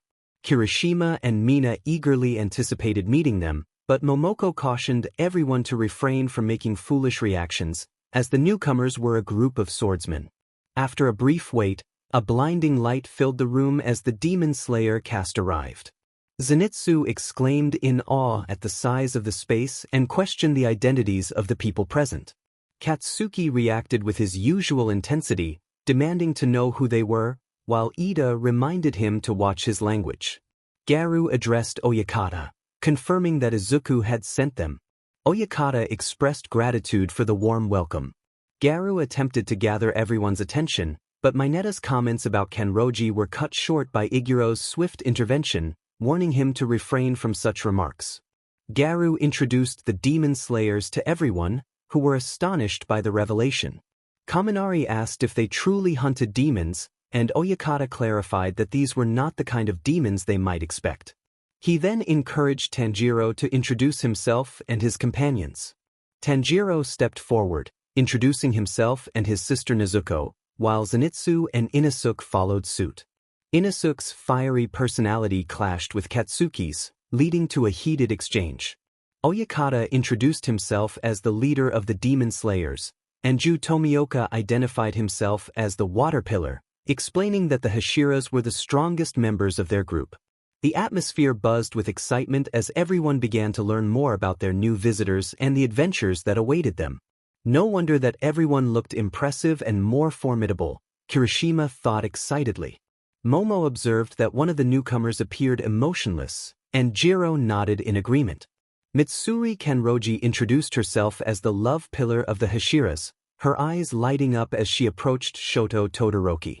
She expressed her excitement upon recognizing him, leaving Shoto curious about how she knew his name. Mitsuri mentioned that she had heard it from someone, adding that it was nice to meet him. Yuzui Tengen, the sound pillar of the Hashiras, introduced himself next, and Jiro found herself intrigued by him. Midnight commented on his muscular build, clearly impressed. Yumei Himejima, the rock pillar, greeted everyone with a calm demeanor. When Jiro inquired if he was blind, he confirmed that he was. Kirishima noted that being the rock pillar meant he must be tough as well. Sanemi Shinazugawa introduced himself as the wind pillar, his muttered words giving off a somewhat eerie vibe that made everyone think his face was unsettling. Michiro Takito, the mist pillar, expressed his pleasure in meeting everyone, but his emotionless tone reminded them of Shoto. Kaijuro Rengoku, the flame pillar, greeted the group with enthusiasm, and Natsuo complimented his cool cape, to which Rengoku graciously thanked him. Iguro Abanai, the serpent pillar, introduced himself, and Oyakata reminded Iguro to apologize to Mineta for a previous incident. Mineta was surprised that Oyakata knew his name, and Oyakata explained that he had asked Garu for everyone's names. Iguro expressed his regret for the punch but warned Mineta to be careful around Kanroji. Shinobu Kocho, the insect pillar, introduced herself, and Siro complimented her beauty. Urokadaki, the trainer of Tanjiro and Ju, also introduced himself, prompting Shinso to ask about his mask resembling a boar's face. Shinobu then introduced Kaneo Tsuyuri, suggesting she flip a coin to see if she could speak. When Kaneo flipped the coin and it landed on tails, she greeted everyone, earning her a few affectionate thoughts from the group. As the introductions concluded, Garu noticed Inosuke and Katsuki engaged in a playful scuffle. Tanjiro intervened, trying to pull Inosuke away from Katsuki, who was teasingly pulling off Inosuke's mask. Uraraka exclaimed that Inosuke's face resembled that of a girl, while MT Lady added that he was still attractive. Inosuke demanded his mask back, and Katsuki tossed it to him, which he quickly put back on. Garu then announced that the group was there to witness Izuku's power, as he was about to face Overhaul and the 8 Percepts of Death in live action. Mirio reacted with surprise at the mention of the 8 Percepts, and Uraraka insisted they needed to return home to support Deku. Garu pointed to the screen, revealing Izuku preparing to confront Overhaul. Izuku declared that Overhaul was the last opponent he needed to defeat, his body enveloped in gold armor and green lightning. Overhaul taunted him, firing a quirk-erasing bullet in his direction. Eri shouted for Izuku to dodge, explaining the danger of the bullet. Mirio confirmed its threat, and Kamui Woods expressed concern about the quirk-erasing capability. Izuku lowered his head, taking a stance reminiscent of a powerful fighter. He charged forward, green flames igniting around him. Kirishima recognized the stance, realizing Izuku was about to unleash a powerful attack. Tanjiro pointed out that a dragon was forming around Izuku, causing the Hashiras to gasp in awe. As Izuku inhaled deeply, smoke billowed from his nostrils. Overhaul mocked him, firing multiple bullets, but everyone urged Izuku to dodge. With determination, Izuku executed a technique called lightning breathing, 6th form, dragon swinging slash, transforming his hands into blades. Zenitsu realized they must be related, while San-Emi marveled at Izuku's transformation. Izuku slashed through the bullets, reducing them to dust, leaving the demon slayers in awe of his speed and skill.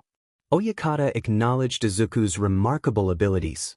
Izuku then unleashed lightning breathing, 3rd form, lightning bowling, creating a ball of lightning that he used to strike Overhaul, breaking his mask and creating a blinding flash of light. As the light faded, Izuku stood victorious, but the wounded members of the 8 Percepts of Death managed to escape. Izuku reflected on the damage caused in the city and noted the successful evacuation of citizens by his friends. He decided it was time to leave, vanishing like a bolt of lightning as the screen turned off. Mirio expressed his disappointment at not seeing Overhaul's face but acknowledged Izuku's impressive performance. Oyakata inquired whether Izuku had learned his breathing techniques on his own or had received training. Garu explained that Izuku had learned it from his dreams. He attempted to apply his newfound skills in battle and managed to unleash them as if he had mastered them already, leaving everyone in awe. Garu noted this with a sense of pride. Urokodaki expressed disbelief, questioning if it truly came from a dream. Oyakata suggested that someone in that dream might have been teaching him. Garu then asked if they were ready to watch the next multiverse, to which Momoko confirmed as she and Angel returned from another dimension. Angel greeted the demon slayers warmly, introducing herself, while Kenroji admired Angel's cat and asked to borrow it. Angel happily obliged, instructing the cat to go to Kenroji. Momoko introduced herself as well, receiving compliments from Rengoku about her beauty. Zenitsu chimed in, praising her lively spirit. Garu explained that in this multiverse, they would witness their friend Izuku as a Hashira who had saved many from a fearsome demon that seemed impossible to defeat. The Hashiras reacted with alarm at the mention of Muzan, the demon responsible for their world's turmoil. Yumei elaborated on Muzan's history as the first human-turned-demon, while Shinobu emphasized his strength. Kaminari eagerly anticipated the battle, urging them to begin. A flashback revealed a demon reflecting on its past encounter with a legendary Hashira who had defeated it. The scene shifted to a young Izuku playing with a stick, pretending to slash at a tree. Aizawa remarked on the nostalgia of the moment, and Momoko confirmed that it would show how Izuku became a legendary Hashira in this multiverse. Oyakata inquired about the term legendary, and Garu explained that Izuku was seen as Muzan's greatest weakness, almost a myth in their world. Izuku, in his innocence, wondered if he could easily cut the tree, but his question went unanswered. He searched for his mother and discovered her lifeless body alongside his father, both victims of a demon. The sight shocked everyone, prompting expressions of disbelief and horror. Midnight commented on the gruesome nature of demons, while Yumei explained their preference for humans as a food source. Aizawa asked how to defeat them, and Urokodaki informed him that decapitation was necessary. Izuku's scream echoed through the forest as he realized his parents were gone. The demon turned its attention to him, taunting him with promises of an instant trip to heaven. Katsuki reacted angrily, while Zenitsu urged Izuku to flee. The demon lunged at Izuku, but in a moment of desperation, a golden and green light enveloped him, striking the demon down without Izuku lifting a finger. Overwhelmed, Izuku ran away, bewildered by the event. Kaminari questioned how it happened, and Shoji explained that the light had acted on its own. Zenitsu teased Izuku for being scared, but Tanjiro defended him, noting that he was just a child. Izuku fled deeper into the forest, where he encountered a glowing golden katana embedded in a massive boulder. Captivated by its beauty, he was startled by a group of men who arrived with tools to extract the sword. Haganazuka admired the katana, while Gran Torino speculated about its origins. Momo questioned the men's intentions, and Ida suggested they intended to sell it for profit. The Hashiras and swordsmiths were outraged at the thought of selling such a magnificent weapon. One man warned Izuku to stay away, dismissing him as just a child. Izuku cautioned them about the potential dangers of taking the sword, but they ignored him. Momo defended Izuku, and Nezuko inquired if she was his girlfriend, to which Momo smiled and replied affirmatively. The other girls reacted with surprise, leading to a humorous exchange about Izuku's popularity among them. Despite their efforts to extract the katana, the men found themselves unable to make any progress against the boulder. Izuku looked at them with disappointment. 3 years later, he returned from the place where the golden katana was located and approached it for the first time. He thought to himself that he needed to pull it out on his own. Strengthening his body, he gripped the katana and pulled it quickly, using the power he had gathered. Kaminari exclaimed that Izuku pulled it as if it were light as a stick, while Mina cheered him on. Oyakata remarked that the katana seemed destined for Izuku in that multiverse. Yuzui questioned whether Izuku could truly handle the katana, noting that he didn't seem to know how to wield it yet. Izuku's eyes widened as he successfully drew the sword for the first time. Suddenly, a golden lightning bolt struck him, electrifying his body. Everyone yelled his name in alarm. After the lightning struck, Izuku's hair transformed into a golden hue, and a mini dragon danced on the blade, which bore the inscription, Divine Destruction. He grew taller and more muscular. Izuku was astonished by the transformation. Nizu, an old man wearing a hat, explained that the divine gods had chosen him as the new owner of the sword. The others were surprised to see Principal Nizu. He continued, stating that he recognized the origin of the katana. Inusuke, startled, exclaimed about a large rat, prompting Tanjiro to warn him not to speak like that. Nizu reassured Tanjiro, saying it was fine, as Inusuke was still unfamiliar with everyone. Tanjiro apologized for Inusuke's behavior. Nizu explained that the gods saw purity in Izuku's soul and his determination to save others with a smile. However, he noted that Izuku had been unable to save his parents from a demon when he was young, lacking experience in fighting or swordsmanship. Izuku questioned how the gods could accept him as a wielder of such a weapon if he had failed to save his own parents. Nizu replied that some things in life are destined, with outcomes varying from bad to good. He introduced himself and welcomed Izuku. Izuku introduced himself in return, and Nizu announced that he would train him for 1 month. Urokodaki expressed disbelief at the idea of mastering a divine blade in such a short time, while Endeavor questioned Nizu's seriousness. All Might suggested they let Nizu explain his reasoning. Izuku was astonished at the prospect of training for only 1 month. Nizu assured him that he would understand soon enough, stating that training would begin the next day before disappearing from sight.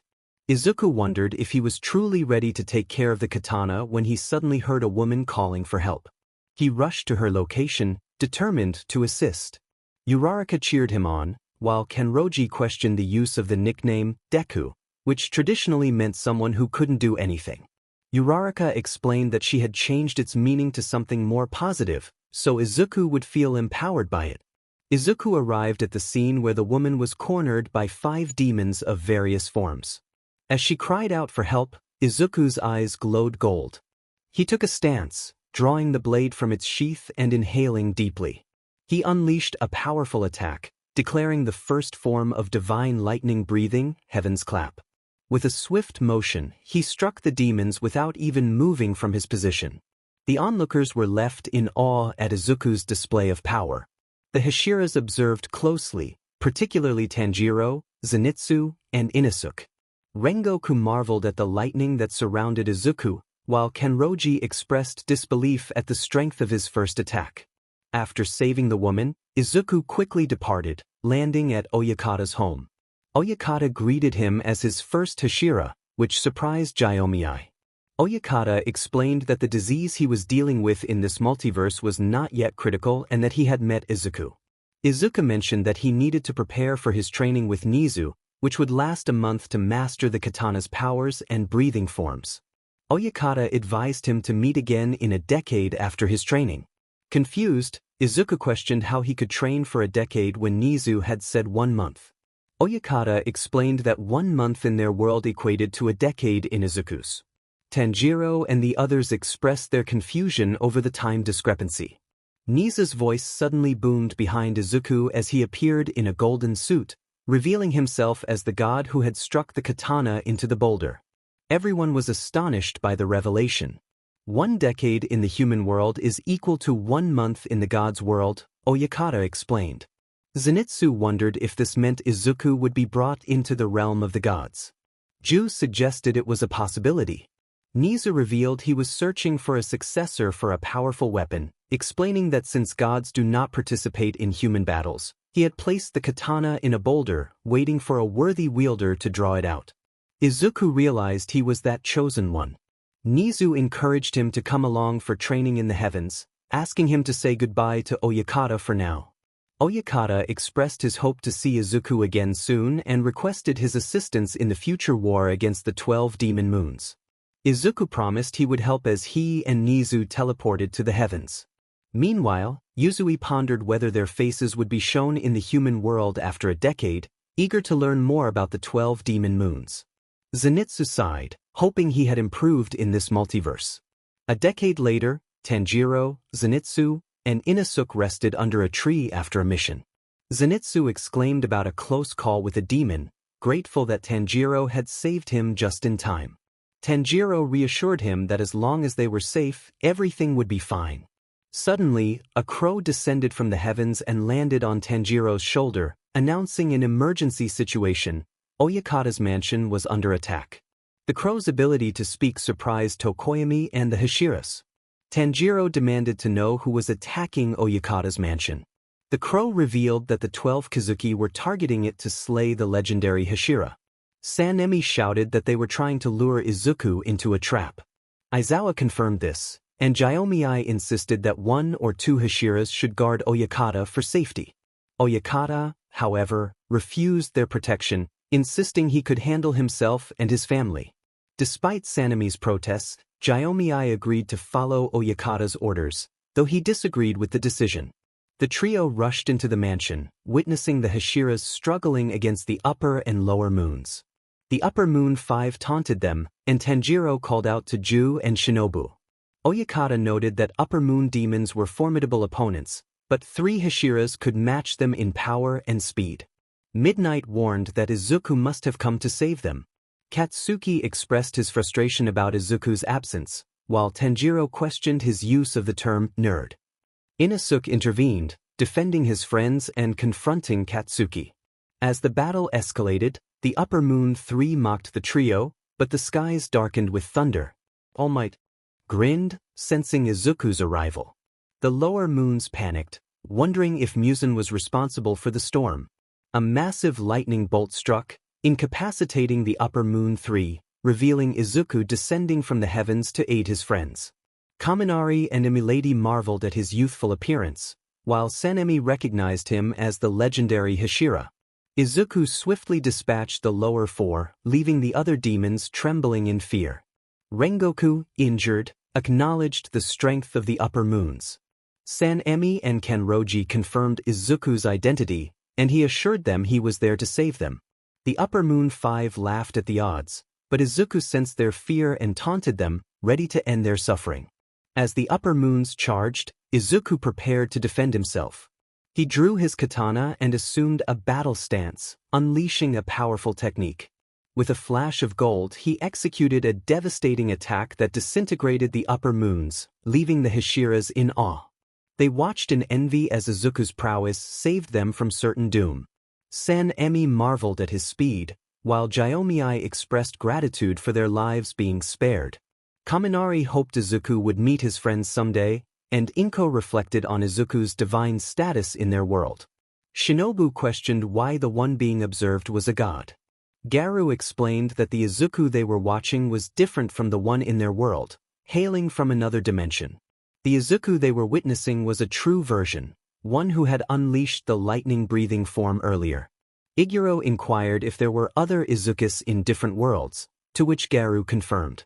Angel added that the legendary Hashira they were observing was also a real person and asked if they wanted to meet him. Tanjiro expressed his eagerness to learn how the Hashira had defeated all of the 12 demon moons effortlessly, while Yuzui admitted to feeling jealous of his flamboyance. Sanemi wanted to spar with him, and Kanroji simply wanted to meet him because she found him cute. Garu promised to consider it. Suddenly, the upper moon 3 panicked as another upper moon, stronger than the 6 they had encountered, appeared and attacked Izuku. The upper moon beast declared its intention to eliminate him on Muzan's orders. Zenitsu noted that this upper moon was different from those Izuku had already defeated. Momoko explained that this upper moon was considered Muzan's right hand, possessing power beyond that of the 12 demon moons. Rengoku asked if Muzan had a right hand in their own world, to which Oyakata replied that he did not need such assistance in leading the demons against them. Shoto speculated that if Muzan had a right hand in this multiverse, it meant he was afraid of Izuku. Angel confirmed this shocking revelation, leaving everyone stunned, including the visitors. Yuzui asked if they could bring the legendary Hashira to their world, hoping he could defeat Muzan with his divine power. Garu regrettably informed them that the Hashira's duty was only needed in his own world, where he might have already defeated Muzan. The Hashiras expressed their disappointment, but Angel warned them that the other gods would be angry if they were allowed to see it. Izuku confronted the Upper Moon Beast, mocking it as another of Muzan's spawn. He charged at the monster with divine lightning speed, clashing his katana against its axe. The Upper Moon Beast unleashed its blood demon art, spinning like a wheel and attacking Izuku. In response, Izuku executed his own technique, spinning sideways to clash with the beast. As they continued to battle, they jumped away from each other, and Izuku managed to slice the beast's left arm, though he received a slash to his left eye in return. The audience and Hashiras cried out in concern. The Upper Moon Beast laughed, confident that Izuku would lose. Izuku declared that he would not stop until all demons, including the Upper Moon Beast and Muzan, were defeated. The Upper Moon Beast unleashed its blood demon art, growing larger and sprouting spikes. Mina remarked on its terrifying appearance, while Garu noted the beast's power had multiplied significantly. Mirio compared it to Izuku's Kaioken, prompting questions about whether that was another version of Izuku. Kirishima confirmed that it was indeed the same Izuku who had saved them from being erased. Izuku, feeling fatigued from training, stated he would not prolong the fight. The Upper Moon Beast roared in anger and attempted to attack from behind, but Izuku activated his stance and used his breathing form once more. He executed the seventh form of divine lightning breathing, slashing the demon behind him with precision. The Upper Moon Beast, realizing its defeat, uttered a plea for forgiveness from Muzan as Izuku prepared for his final move. He stepped back, raising his golden katana to the heavens, gathering the thunder's power. The audience marveled at the display, questioning if Izuku was a god. Izuku pointed his katana forward and charged at the Upper Moon Beast, unleashing the 10th form of divine lightning breathing, Retribution. He struck with immense force, and the Hashiras watched as Izuku defeated the last monster, bringing daylight to the scene. The Upper Moon Beast stuttered a final apology to Muzan as it turned to ashes under the sunlight. The Hashiras were amazed at the power of the sun against demons. Oyakata confirmed that sunlight was indeed their weakness, and they could not withstand it for long. Izuku approached the Hashiras, checking if they were okay. Tanjiro expressed his admiration, recognizing Izuku as the legendary Hashira. Oyakata thanked Izuku for saving them, revealing he had hidden in the mansion's secret basement to avoid the battle. Oyakata introduced Izuku as the legendary Hashira, and the Hashiras bowed in gratitude after Izuku had saved their lives from the 12 Kizuki. Nizu appeared unexpectedly to join Izuku. Nizu acknowledged Izuku's victory over the 12 Kizuki, noting that a few had escaped, particularly the lower moon ones. Rengoku expressed his determination to hunt down the lower moons to prove their worth as Hashira. He lamented that if he hadn't lost his hand, he would have been the one to eliminate them. San-Emi echoed Rengoku's sentiments, expressing a fierce desire to defeat their enemies so they could no longer regenerate.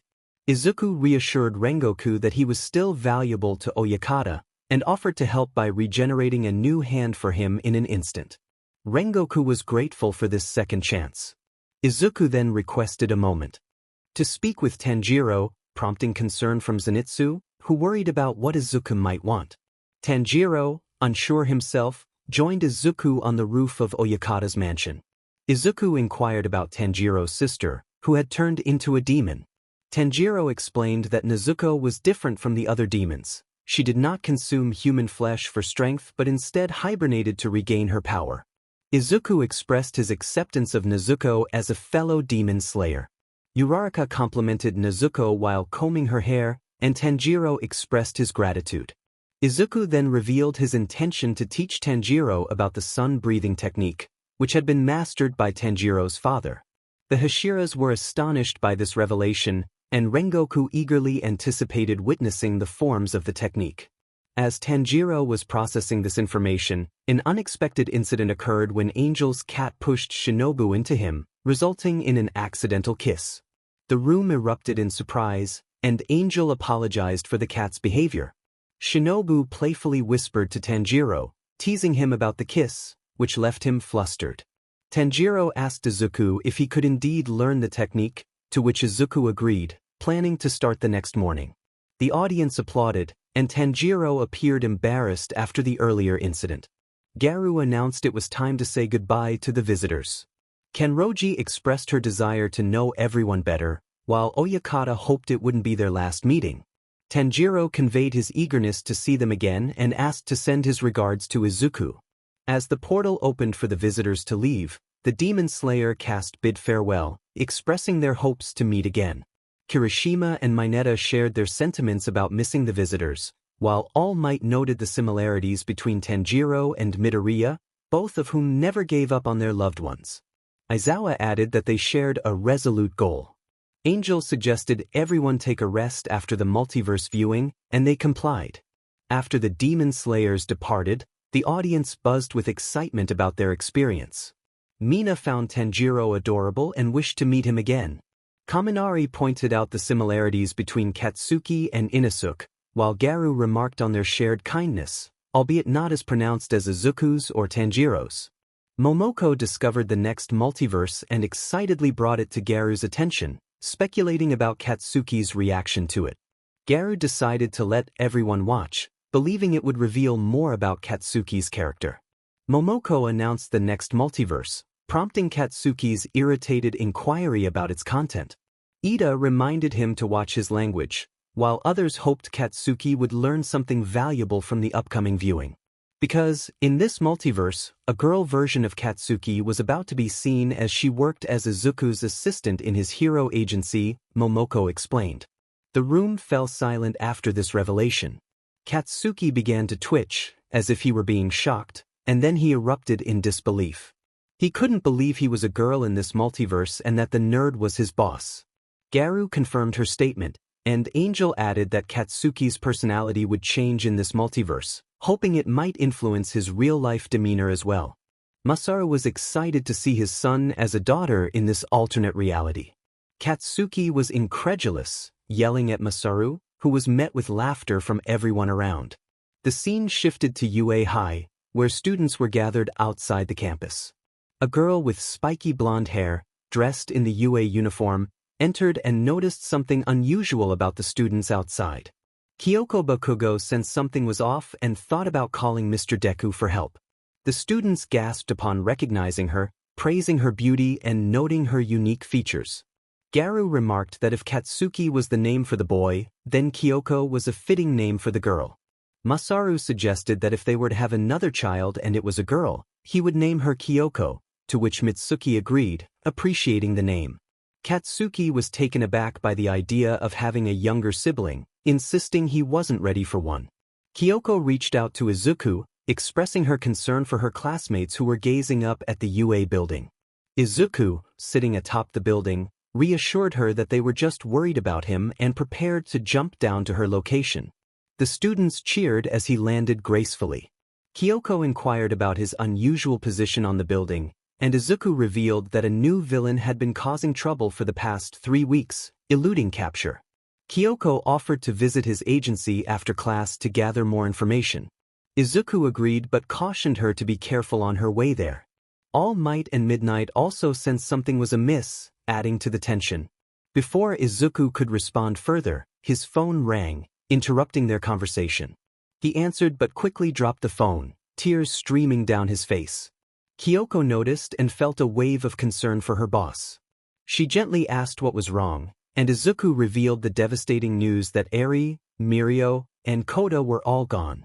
Kyoko gasped, her heart sinking as she began to cry alongside the others, including Katsuki, who was distressed by the loss of his friends. Mirio's spirit seemed to rise in anger, demanding to know who was responsible for their deaths. Momoko explained that they had been killed in this multiverse, shocking everyone further. Kyoko, still in disbelief, questioned how such a tragedy could occur. Izuku revealed that Overhaul was responsible for their demise, which left everyone in shock.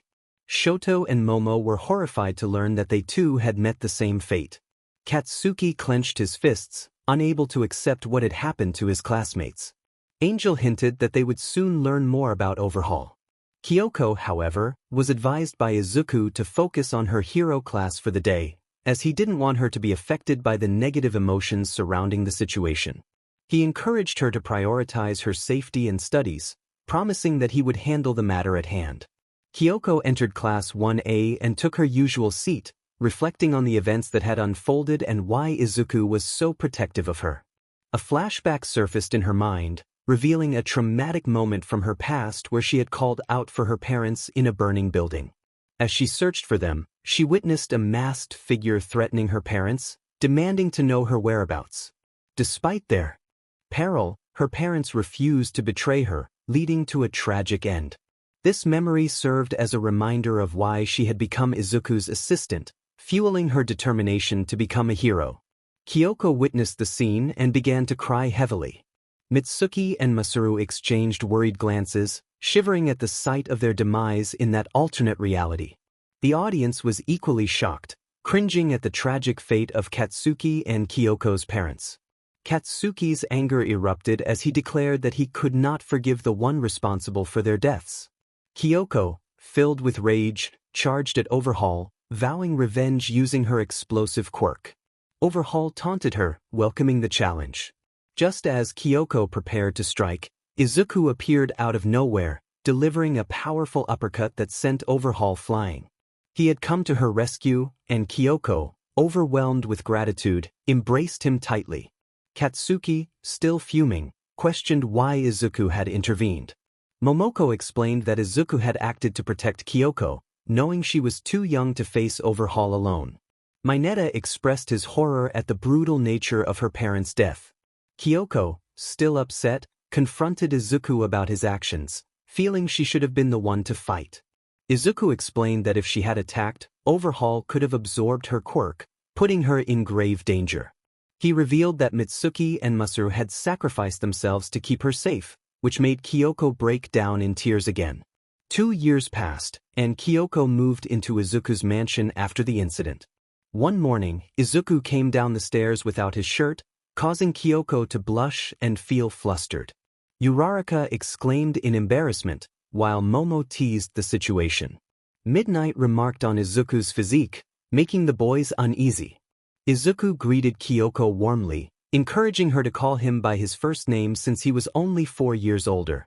She was surprised to learn that he had become a pro-hero at such a young age due to his relentless participation in battles against villains. Aizawa warned the students not to interfere in hero missions, and they all agreed. Kyoko admired Izuku's dedication to saving others and felt determined to become stronger herself. As they continued their conversation, Kyoko felt a flutter in her heart, realizing her feelings for Izuku were growing. She thought about how she needed to respect him as her senior, especially since he had saved her life. Suddenly, Hiniki, the son of Ida and Hatsum, approached Kyoko, offering to help her with her assignments. She gratefully accepted, and they began working together. The conversation shifted to their parents, with Hatsum commenting on Hiniki's looks, which prompted laughter from the others. After a long day at UA, Kyoko decided to visit Izuku's agency. As she approached the building, an explosion rocked the area, sending Izuku flying. She called out to him, catching him midair. Izuku warned her to stay away, as Overhaul was causing chaos. However, Kyoko insisted on helping him, wanting to repay him for all he had done for her. She promised to be careful in the battle ahead. Izuku, concerned for her safety, asked her to promise she would survive. Kyoko playfully responded that she would also give him children in the future before dashing off to confront Overhaul. Izuku was left in awe, questioning her feelings for him as everyone around them reacted to the moment. Charging at Overhaul, Kyoko's uniform transformed into her battle costume, and her gauntlets appeared. With determination, she unleashed her strongest attack, declaring her move. Overhaul, underestimating her, prepared to absorb her quirk, but Kyoko struck with all her might. The impact was tremendous, and Overhaul cried out in pain as he was sent reeling. Kamui Woods cheered her on, while Mirio and Tamaki hoped this would be the end for Overhaul. Izuku, despite his injuries, celebrated Kyoko's success, proud of her strength and bravery. Izuku managed to defeat him, and Kyoko expressed her gratitude as she hugged him. She admitted that she had liked him for a long time, appreciating his selflessness and care for others. Izuku suggested they leave, as their agency needed to be rebuilt. Suddenly, Kyoko was attacked by Overhaul, who appeared out of nowhere and struck her. The shock echoed through the crowd, and Katsuki, pinned down by Garu, broke free in a fit of rage. Mirio was incredulous that Overhaul was still alive, while Katsuki shouted for Izuku to save Kyoko. Overhaul, bloodied and struggling to speak, taunted Izuku, who was filled with fury. Izuku unleashed his power, calling upon One for All and delivering a devastating blow to Overhaul. The force of his attack sent the helicopter filming the fight spiraling away. Jiro expressed her hope that Kyoko would be okay, while Kirishima shared his concern for Izuku's well-being. Katsuki, overwhelmed with emotion, began to cry for his counterpart in this multiverse. As Kyoko lay injured, she felt a sense of peace seeing Izuku's strength and Overhaul's defeat. She held the wound that was causing her to bleed and spoke to Izuku, revealing her happiness in having received her first kiss from him and expressing her love. She thanked him for bringing justice to her family before succumbing to her injuries. Izuku cried out in despair, pleading for her not to leave him and recalling their dreams of a future together. The scene shifted to 6 months later, where Izuku stood at Kyoko's grave, reflecting on her absence. He shared how much he missed her and how the agency had been rebuilt with the help of his friends and fellow heroes. He expressed his love for her and promised never to forget the impact she had on his life. Unbeknownst to him, a girl was hiding behind a tree near Kyoko's grave, tears streaming down her face as she listened to his heartfelt words. This girl was Kyoko Bakugo, who had survived the attack. She vowed to return to Izuku soon and hinted at a connection to his powers. The group was shocked to see Kyoko alive, and questions flooded in about how it was possible. Flashbacks revealed that after Izuku left her with the authorities, Kyoko had awakened in the ambulance and requested to be taken to another hospital to surprise him. She devised a plan to use Overhaul's body as a decoy for her own, ensuring Izuku would believe she was truly gone. As the flashback concluded, Izuku returned home, feeling the weight of his emotions. However, his sadness transformed into joy when he saw a familiar face on his bed. Kyoko had returned, and his heart raced with happiness. The audience was left in suspense, eager to see what would happen next in this unfolding story. In a world where heroes and villains clashed, the air was thick with tension. The heroes, clad in their vibrant costumes, stood ready to face the looming threat. They had trained tirelessly, honing their skills and preparing for the inevitable confrontation that would test their limits. As the sun dipped below the horizon, casting long shadows across the battlefield, the heroes exchanged determined glances. They knew the stakes were high, and failure was not an option. With a shared sense of purpose, they charged forward, their hearts pounding with adrenaline. The villains, lurking in the darkness, unleashed their chaotic powers, sending shockwaves through the ground. The heroes responded with agility and precision, dodging attacks and countering with their own abilities. The clash of powers created a dazzling display of light and energy, illuminating the night sky. Amidst the chaos, one hero stood out, his resolve unwavering. He pushed through the challenges, rallying his teammates and inspiring them to fight harder. Each blow exchanged was a testament to their strength and determination, as they fought not just for themselves, but for the world they cherished. As the battle raged on, the heroes began to gain the upper hand. They coordinated their efforts, working seamlessly together to outmaneuver their foes. With each victory, their spirits soared, fueling their desire to protect their home. In the end, the heroes emerged victorious, standing tall amidst the remnants of the battlefield. They had faced their fears and overcome insurmountable odds, proving that hope and courage could triumph over darkness. As they looked towards the horizon, they knew their journey was far from over, and new challenges awaited them in the future. After everyone rested from the last multiverse they had watched, Katsuki erupted with frustration after witnessing the ending of that world. He expressed his desire to change how he treated Izuku, wanting to shift from seeing him as a nerd to viewing him as an ally and hero. The realization that he had been married to Izuku in that multiverse left him bewildered. Garu reminded Katsuki not to act foolishly, emphasizing that it wasn't Izuku's fault they had to watch that multiverse. He encouraged Katsuki to focus on rebuilding their friendship instead. Katsuki sighed, hoping that Izuku would be happy when they returned home, and everyone shared the sentiment that a friendship meant to be was about to be rebuilt. Momoko announced that they were about to start the next multiverse, where Katsuki would also be related to Izuku. Ojiro inquired about the details, and Momoko explained that in this multiverse, Izuku would unleash his rage against the one who had killed Katsuki. Everyone looked at Katsuki, anticipating another explosive reaction, but to their surprise, he remained calm. He expressed his hope that Izuku would defeat the one responsible for his death in that multiverse. The group fell silent, taken aback by Katsuki's newfound composure. Suddenly, confetti and trumpets filled the air, and everyone cheered for Katsuki, celebrating his acceptance of Izuku into his life. Eri approached him, presenting a crown of flowers and thanking him for accepting her brother.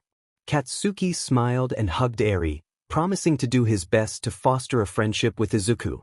With excitement in the air, Angel asked if they were ready to start the next multiverse, and everyone eagerly replied in the affirmative. Garu announced the title of the next adventure, One Piece, Whitebeard's Rage. All Might asked who Whitebeard was, and Momoko explained that he was an older version of Izuku, which caused concern among the group. Midnight lamented not being able to see Izuku's youthful form, while the scene shifted to Whitebeard, whose eyes darkened as he faced Admiral Akainu. He unleashed a powerful shockwave with his fist, sending Akainu crashing to the ground. The crew of Whitebeard reacted to his fury, noting the immense power he displayed. Kirishima compared it to All Might's signature move, while Angel explained that Whitebeard was known as the strongest man in the world, capable of immense destruction, though age had limited his fighting ability. The group was astonished at the thought of such power. As the battle unfolded, Whitebeard's crew scattered to avoid the shockwaves. Whitebeard prepared to deliver a devastating attack from above, and the tension in the air was palpable. Akainu attempted to evade the onslaught, launching magma fists at Whitebeard, but the older pirate countered with impressive strength. The fight escalated, showcasing Whitebeard's fury and determination in the wake of loss. Momoko noted that this was the first time Whitebeard had fought with such intensity since the events surrounding Ace. Koda, curious about the connection, asked about Ace's powers, setting the stage for further revelations in their adventure. Garu scanned for the next multiverse to explore and found one that piqued his interest. He approached the two gods who were discussing how to end the war in Izuku's world. With excitement, Garu announced that he had discovered the next multiverse they would watch. Momoko asked if it was another female version of a male student or hero. Garu shook his head and revealed that it was the fourth adaptation of the Transformers, where some of the best Autobots would meet their fate. This news caused a wave of sadness among the group, especially from Momoko, who cried out in disbelief. Mirio, overhearing the conversation, expressed his shock at the thought of Autobots dying in this multiverse. All Might inquired if they should start the viewing, while Kaminari worried about the Autobots' fate. Angel assured everyone that they would see everything as the title, Transformers, Age of Extinction, appeared on the screen. Kirishima expressed curiosity about the title, while Koda excitedly anticipated the adventure. Eri, however, felt a sense of foreboding, sensing that the beginning would be difficult for the Autobots. Garu echoed her sentiment, particularly for Ratchet. The scene opened with a Transformer rising from the water, using a thermal scanner to survey a massive ship surrounded by helicopters and vehicles. Soldiers were seen preparing for action, with one soldier urging his team to check the thermal readings on the ship. Aizawa questioned who the soldiers were pursuing, while Nijire speculated that it might be a Decepticon. Shoto expressed confusion about the identity of the Transformer they were tracking. As the soldiers positioned themselves, the squad commander, James Savoy, received confirmation from his troops. He ordered the release of mini-drones which flew toward the ship, providing visual feedback on the monitors. The atmosphere was tense as the commander noted a life energy on one of the screens, indicating the presence of the Transformer they sought. The soldiers began to move toward their target, communicating with one another to locate it. As the helicopters adjusted their positions for a clearer view, one soldier planted an explosive device on a large box atop the ship before retreating. The explosion sent Ratchet flying, prompting shock from the group watching. Kaminari, realizing the danger, questioned why they were attacking him, while Jiro defended Ratchet, insisting he was a good guy. The soldiers and helicopters opened fire on Ratchet, who attempted to escape. As he transformed into his vehicle form, he was pursued relentlessly. Despite his efforts to evade capture, a missile struck him, causing him to lose a leg. Ratchet pleaded for them to stop shooting, revealing that he was the medical officer and meant no harm. The soldiers, however, were relentless, with Savoy demanding to know why Ratchet was running. Mineta yelled at Savoy, pointing out the obvious reason for Ratchet's flight. Midnight echoed the sentiment, questioning why they were attacking him. MT Lady demanded to know who the soldiers were and why they were targeting Ratchet. In a desperate attempt to communicate, Ratchet activated a voice recording from Optimus Prime, warning all Autobots of the danger they faced. He shared that they were all being hunted and were in peril, revealing the personal loss Savoy had suffered in the past. As the tension escalated, the Transformer from the water stood tall, transforming his face into a massive sniper rifle, aiming at Ratchet. Ratchet was struck once more, collapsing heavily to the ground. The soldiers continued to fire at him, even though he was no longer fighting back. Everyone in the room was astonished by the Transformers' ability to weaponize their own faces. Hatsum's eyes sparkled with excitement as she leaped up in joy, expressing her desire for blueprints of that technology. Sato was bewildered, questioning how such a feat was possible. Kamui Woods remarked on the terrifying nature of the creature, while Eri cried out in fear. Mirio expressed disbelief that Ratchet was being overwhelmed by the soldiers and an unknown Transformer. Ratchet, feeling the pressure, demanded to know what was wrong with the humans as he began to fight back against the soldiers. They were relentless, firing at him and causing him to lose his grip on his weapon. The Transformer responsible for his predicament, Lockdown, approached him with a menacing air. One of the intel officers commanded the soldiers to hold their fire. Lockdown, resembling Overhaul, extended a claw from his hand as he advanced toward Ratchet, declaring that Ratchet was now his prey. Eri quickly hid behind Mirio, leaving everyone puzzled. Mirio recognized Lockdown as the man who had previously taken Eri from them. David questioned why Eri was hiding, and Mirio explained that Lockdown was the one who had kidnapped her. The revelation shocked everyone, except for a few heroes. Inko asked if Lockdown was the same individual who had fought Izuku in their world, to which All Might confirmed, expressing his surprise at Lockdown's presence as a dangerous villain in this universe. Uraraka exclaimed in disbelief at Lockdown's merciless nature, even across dimensions.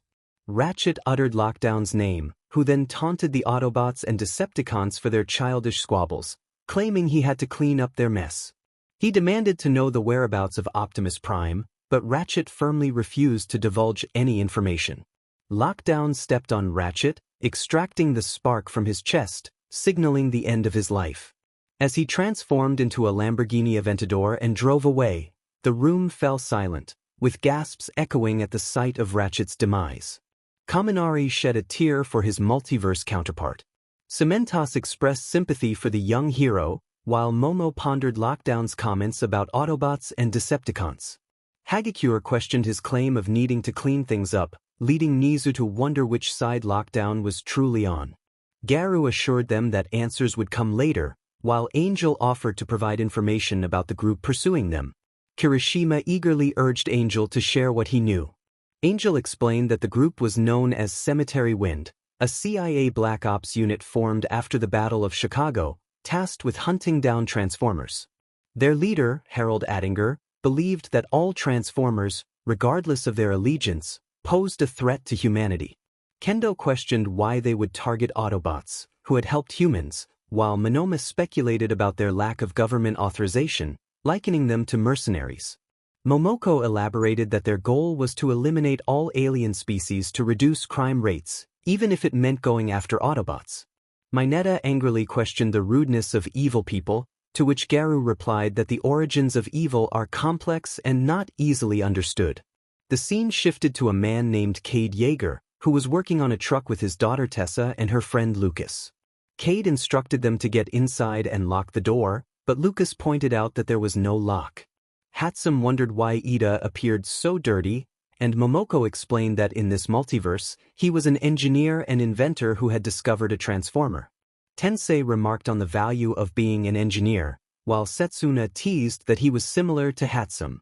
Cade examined the truck, noting its unusual features and speculating about its potential. As he connected some spark plugs, the voice of Optimus Prime echoed, causing excitement among the group. Uraraka recognized the voice but questioned why Optimus seemed weak. Shoto angrily pointed out that he had been ambushed. Cade proudly declared that they had found a transformer, but Lucas panicked and ran away. Tessa chased after him, urging him to return. Mineta defended his admiration for Midoriya, while Tessa expressed concern over Cade's actions. Cade reassured them that he had been working diligently, but Lucas insisted that the truck was actually an alien and a dangerous machine. All Might noted the danger they faced if they kept Optimus with them, while Shoji questioned whether Optimus could still fight. They had yet to prove that he was incapable of fighting, just like Ratchet or Kaminari, who had fought until their last moments. Midnight expressed hope that Optimus could still fight. Lucas excitedly mentioned that if they called a certain number for the U.S. government, they could win up to $25,000. Cade sighed, dismissing the idea of winning money in their current situation. Lucas countered that capturing Optimus alive could earn them $100. Aizawa noted the difficult choice Cade faced, whether to surrender Optimus for money or to help him. Uraraka silently prayed that Cade would choose to help. Cade, an inventor, insisted that understanding how a transformer worked could change everything for him financially. Tessa reminded everyone that they had tried something similar before, and she mentioned the potential benefits for her college and their house. Lucas claimed ownership of the truck, arguing that he had bought it. Uraraka asserted that Deku belonged to her, while Momo insisted that only she could claim him. Nijire playfully warned Momo not to steal her line, and Kendo chimed in, teasing that she felt she was the only one who could truly own Midoriya. Koda innocently asked if they were referring to the robot or the boy, prompting a collective outburst from the girls. Mineta and Kaminari thought about how fiercely the girls were competing for Izuku's affection. Garu remarked that the battle for Izuku's heart had begun again. Cade pointed out that Lucas had signed a contract regarding the research lab and materials he had paid for, to which Lucas humorously responded that it was just a barn. As Cade approached Lucas with a serious demeanor, Lucas instinctively backed away. Cade asserted that all of Lucas's ideas belonged to him now, effectively claiming ownership over him. Lucas questioned when Cade had ever owned someone, recalling an incident in Texas. Kirishima observed that Mineta seemed calm but was clearly intimidated by Ida. Mineta confidently stated that he could handle himself in tough situations. Momo sighed, questioning why Cade was trying to dismantle Optimus for money. Cade instructed Lucas to pull out a torch and help him. As Cade examined the truck, he believed it contained a power core and began banging on it with a hammer. Tessa reacted with surprise, while Eri innocently asked about Cade's exclamation. Mirio chuckled, warning Eri that it was a bad word. Tensei, frustrated, questioned Tenya about Eri's newfound vocabulary, to which Tenya defensively replied that he had no control over it. Cade suggested making a call while Lucas took the money, telling Tessa to hide in the house. Tessa quickly ran inside and closed the door. Lucas was startled to see Cade holding what looked like a missile, which unexpectedly launched and caused chaos in the garage, hitting the truck and heading toward the house. Tessa screamed for her father, alerting him to the missile in the living room. Tokoyami remarked on the potential disaster that could have occurred. Just then, the truck transformed into Optimus Prime, who rose before Cade and the others. He let out a fierce growl, brandishing a weapon and causing destruction in the garage. Cade and Tessa were taken aback as Optimus, in a malfunctioning state, threatened them. Momo cried out for Izuku, while Nijire pleaded with Optimus not to shoot, and Eri called out for her brother. Aizawa warned that every human was now an enemy in Optimus's eyes. Cade desperately shouted for everyone to stay calm, while Lucas slowly knelt and raised his hands in surrender. Optimus, assessing the situation, acknowledged that his systems were damaged. Cade assured Optimus that he meant no harm and introduced himself. Optimus, in a weakened state, revealed his name and the danger his Autobots faced. Cade urged Tessa to come help as Optimus explained that he had escaped a trap set by humans. Ojiro noted that the mercenaries were aware of Optimus's truck form, prompting him to transform to avoid detection. Mina expressed her anger at the existence of such people, while Tessa questioned why humans were attacking if Optimus was on their side. Optimus mentioned that his Autobots could repair him. Cade questioned whether Optimus could reach them, while he held a part of Optimus' head. Cade offered his assistance, noting that he was using his engineering skills to tackle the challenging task of repairing Optimus. A brief time skip occurred, marked by Tanjiro playfully headbutting Katsuki and Endeavor. Savoy called out to Mr. Yeager, prompting Cade to respond. Monoma exclaimed in distress that juice had been spilled, leading Setsuna to inquire about the situation. Monoma clarified that instead of saying it, he had mistakenly said him. Natsuo reacted with alarm, and Savoy pressed Cade for answers, but Cade simply stared back. Savoy ordered his team to take down Tessa, Lucas, and Cade. Tessa struggled against her captors, crying out for help. Cade pleaded for them to let her go, expressing disbelief at Savoy's harsh words about trading blood and flesh for alien metal. The trio was restrained on the ground, with soldiers aiming their weapons at them. Cade shouted for them to release Tessa, while Kaminari and Siro began to wager on how much they would pay for an Autobot to come to the rescue. Katsuki declared he would bet $500, insisting that only a certain nerd would save them. Siro raised the stakes to $1,000, claiming another Autobot would intervene, while Kaminari added $1,500 for a rescue. Angel explained that their creator had switched their currency to dollars, believing it to be more appealing.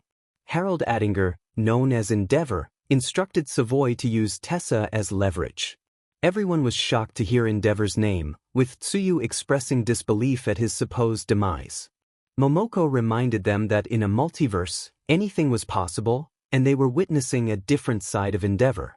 Rei smiled, defending Endeavor, who expressed gratitude for her support. Shoto thought to himself that he was relieved Endeavor had changed, or he would have taken drastic measures against him. As Tessa was dragged down, Savoy pet his gun and demanded to know the location of the truck. Mirio and Mandalay shielded the children's eyes, not wanting them to witness the unfolding tension. Cade desperately pleaded for Tessa's release, insisting that the truck was no longer there. Savoy counted down the seconds, and Tessa begged for her freedom. Optimus heard their cries and felt compelled to act. As the countdown reached its climax, he rose dramatically from the ground, swinging at the soldiers and causing an explosion that distracted them. Katsuki celebrated his victory over the bets, while Siro and Kaminari lamented their losses. Uraraka excitedly announced Optimus's arrival, and Cade quickly grabbed a drone from the mercenaries to aid in his inventions. Optimus charged into battle, firing at the Cemetery Wind soldiers while dodging missiles from Lockdown. Kirishima marveled at Optimus's resilience, while Tokoyami noted the soldiers' impending defeat. Cade, Tessa, and Lucas fled their home just as it exploded from Lockdown's missiles. Shoji remarked on the senseless destruction. The remaining soldiers pursued the Yeager family until a racing car swooped in, knocking one of the soldiers down. Siro realized they had encountered an Autobot, prompting him to demand some of his money back. Katsuki, having already claimed his winnings, argued that he had won. The car drifted toward Cade and the others, with Shane Dyson urging them to get in quickly. Garu attempted to explain the relationship between Koda and Eri in this multiverse, but was interrupted by Momoko, who excitedly declared them lovers. The revelation caused laughter, as Eri and Koda hid their faces in embarrassment.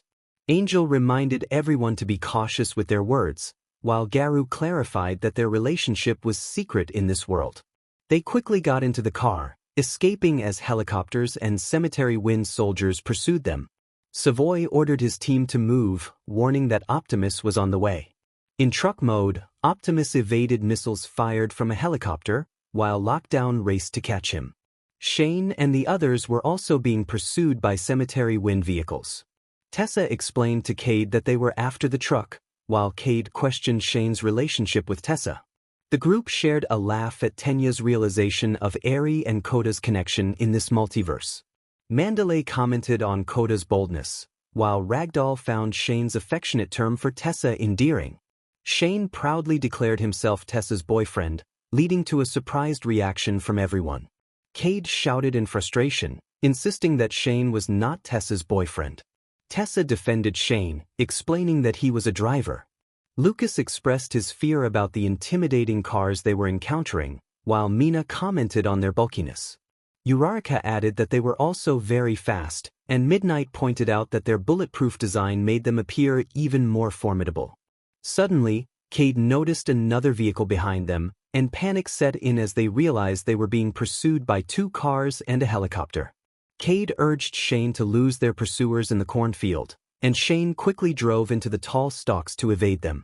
However, they spotted their target fleeing into the same field, leading to a chaotic crash onto someone's property as they attempted to escape.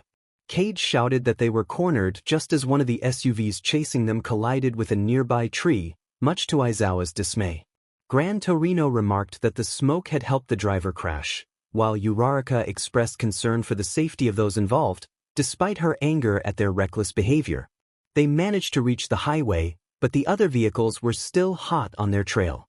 Shane introduced himself to Mr. Yeager, but Cade interrupted, insisting he focus on driving. As the chase intensified, 2 police SUVs joined the pursuit, prompting Ida to question their involvement. All Might clarified that the police were there to enforce the law, not to assist them. Shane and his pursuers raced through the streets, with Shane eventually leading them into an abandoned factory where they found themselves trapped. Tessa urged everyone to bring their pursuers inside, and the chase continued up to the factory's rooftop. Savoy ordered his team to use their weapons, and they unleashed their miniguns in an attempt to stop Shane and the others. On the rooftop, Optimus and Lockdown engaged in a fierce battle, with Optimus gaining the upper hand and leaving Lockdown hanging precariously. Kaminari cheered for Optimus's impressive victory, while Momoko praised him. Shane called for Tessa to grab something from his side, prompting confusion among the others. Mineta made an inappropriate comment, earning disapproving glares from everyone, including the gods, who sighed in disappointment. As Shane and Tessa executed a daring maneuver, they drifted their car near a window. Cade expressed his concern, but Shane assured him it would be thrilling. The car leaped off a ramp, landing successfully but damaging the rear rims. Lucas and Tessa cheered, while Cade scolded Tessa for her reckless behavior. Shane grunted in frustration as he realized the rims were cracked.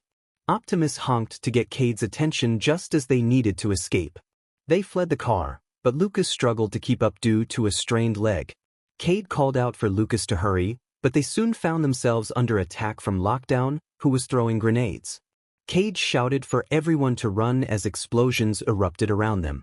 Lucas finally freed himself from the car, but he was caught in the blast, leaving the others horrified at the sight. Ectoplasm lamented that they thought Izuku had secured Lockdown, while Gang Orca sighed in frustration at the situation. As the group processed Lucas's fate, Mineta reacted with shock, feeling the weight of his multiverse counterpart's demise. Mina pointed out the consequences of perverse behavior, while Mineta lamented the nightmares it caused him. Momo tried to apologize, but Mineta retreated into a sleeping bag with a peculiar design, refusing to watch any further. Aizawa questioned how Mineta had acquired such a sleeping bag, while Kendo found its design unsettling. Yui exclaimed about Mineta's antics, and Katsuki expressed a twisted fascination with the explosions. Cade, heartbroken over Lucas's loss, urged Shane to move quickly. Savoy observed the chaos below while receiving a call from Attinger, who taunted him. Savoy grunted in frustration as Attinger threw something in anger. Mitsuki noted that someone would face consequences, while Masaru speculated it would be Endeavor in that multiverse. Rei complimented Endeavor's appearance in that reality, and Fuyumi hoped for a peaceful future for them all. Natsuo expressed his enjoyment, asking Shoto if he felt the same. Shoto smiled and confirmed that he did. Momo thought to herself that Shoto was finally accepting his father. Lockdown descended from the building, approached Lucas's lifeless body, and transformed into a Lamborghini Aventador, driving away from the scene, leaving behind a trail of flames. Optimus dropped the group at an old-fashioned gas station. He transformed and slammed his fist into the ground, overwhelmed with guilt for not saving Lucas sooner. He offered his condolences for their lost friend and instructed Shane, Tessa, and Cade to stay put while he ensured they weren't being followed, as they were now all targets. Tsuyu checked on Mineta, who insisted he was fine and told her to mind her own business. Lady noted that Mineta was in a bad mood, and Midnight asked if she could comfort him. MT Lady agreed to try later. Cade used a drone he had taken from Cemetery Wind to attempt to withdraw money from their ATMs, but their accounts were locked due to their wanted status. The police spotted the drone and suspected it was linked to Jaeger, deciding to investigate the area. Inko expressed concern for the people affected, while Mitsuki reassured her that they would survive, trusting in Optimus and a higher power. As the group traveled along a long road, Optimus called out to the Autobots over the radio. A white truck resembling Optimus's previous form appeared, and Optimus transformed into the truck, surprising Cade and the others with his new look. The truck's old form disintegrated, revealing the Autobots logo. Shane was ecstatic, exclaiming about how incredible it was. 3 sports cars raced alongside them, recognized as the remaining Autobots who had survived Cemetery Wind's attack. Eri cheered for their safety, and Present Mike noted that it was a good sign for the team. Koda pointed out new allies, while Endeavor asked about Shoto's whereabouts and Kirishima questioned the identities of 2 unfamiliar figures. A new Autobot named Hound celebrated Optimus's survival from a rock formation, prompting Mineta to comment on Hound's impressive appearance. Mina attempted to speak, but Mineta silenced her. Aizawa observed Mineta's excitement, while another Autobot named Drift leaped from a rock formation, transforming into a helicopter. Kirishima expressed his joy at seeing his alternate self, now as Drift. Ida speculated about Drift's previous form, and Garu confirmed that he could transform into multiple vehicles. Optimus arrived at the meeting point, pursued by Crosshairs, who joyfully welcomed him back. Iace, another Autobot, shared in the excitement, and Vlad King congratulated him. Best Jeanist inquired about the whereabouts of Sideswipe, Dino, and the Wreckers, only to learn from Momoko that they had been lost. Mineta lamented the fate of his robotic counterpart, while Momo reminded him that he was the Sideswipe of that multiverse and had not survived. Drift acknowledged their warning and expressed his readiness for Optimus's arrival. Hound enthusiastically proclaimed their reunion, and Bumblebee, transforming into his new form, nodded in agreement. Optimus showcased his new body and declared that the rules had changed. Recovery Girl raised concerns about the remaining Autobots facing Cemetery Wind and Lockdown, questioning the Decepticons' whereabouts. Present Mike speculated that they might have been captured, while Shoto pondered the fate of Megatron and Katsuki. Uraraka expressed relief that Lockdown would be their last enemy, but Garu warned that they would soon face numerous foes. Hound voiced his disdain for humans, while Drift spoke poetically about loyalty and temptation. Hound questioned Drift's words, and Drift clarified that he was reciting a haiku. Hound threatened to throw a grenade at Drift, who countered by pointing his sword at Hound. Bumblebee sighed, noting the pointless conflict. As night fell, the Autobots gathered to strategize their next move. Optimus inquired about the others, and Drift confirmed that there had been no sign of them. Crosshairs lamented their losses, highlighting the dire situation they faced. Hound mentioned the new team of 5. Drift observed that Bumblebee had not followed any commands and lacked humility, comparing him to a child. Natsuo noted that Bumblebee seemed to be getting frustrated. Bumblebee and Drift engaged in a brief scuffle, but Drift gained the upper hand, holding his blades near Bumblebee's neck. Optimus addressed the Autobots, stating that Lockdown was hunting them with the assistance of humans, and they needed to uncover the reason behind it.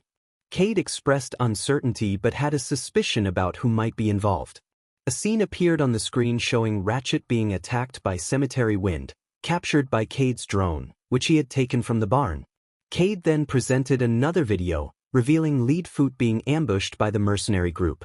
Hound recognized Leadfoot and expressed his dismay, offering a moment of respect for their fallen comrade. Cade speculated on how the mercenaries acquired the drones, suggesting they had someone who obtained them during the Battle of Chicago. He asked what their next move would be.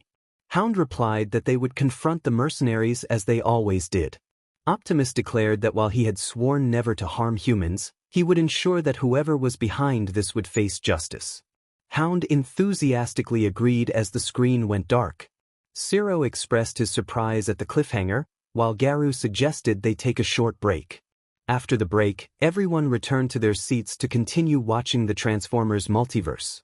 Garou was visibly frustrated as the continuation of the previous multiverse had been replaced. Momoko inquired about his distress, and Angel asked if the next multiverse would be unrelated to the previous one. Garou pointed out the upcoming multiverses, expressing his doubts about their quality. Momoko excitedly mentioned that they would showcase one of the best rappers from another world. Garou reluctantly agreed, and they prepared to present the first video featuring Izuku as a rapper. Momoko announced that due to technical difficulties, they would not continue with the previous multiverse but instead present something that would impress everyone.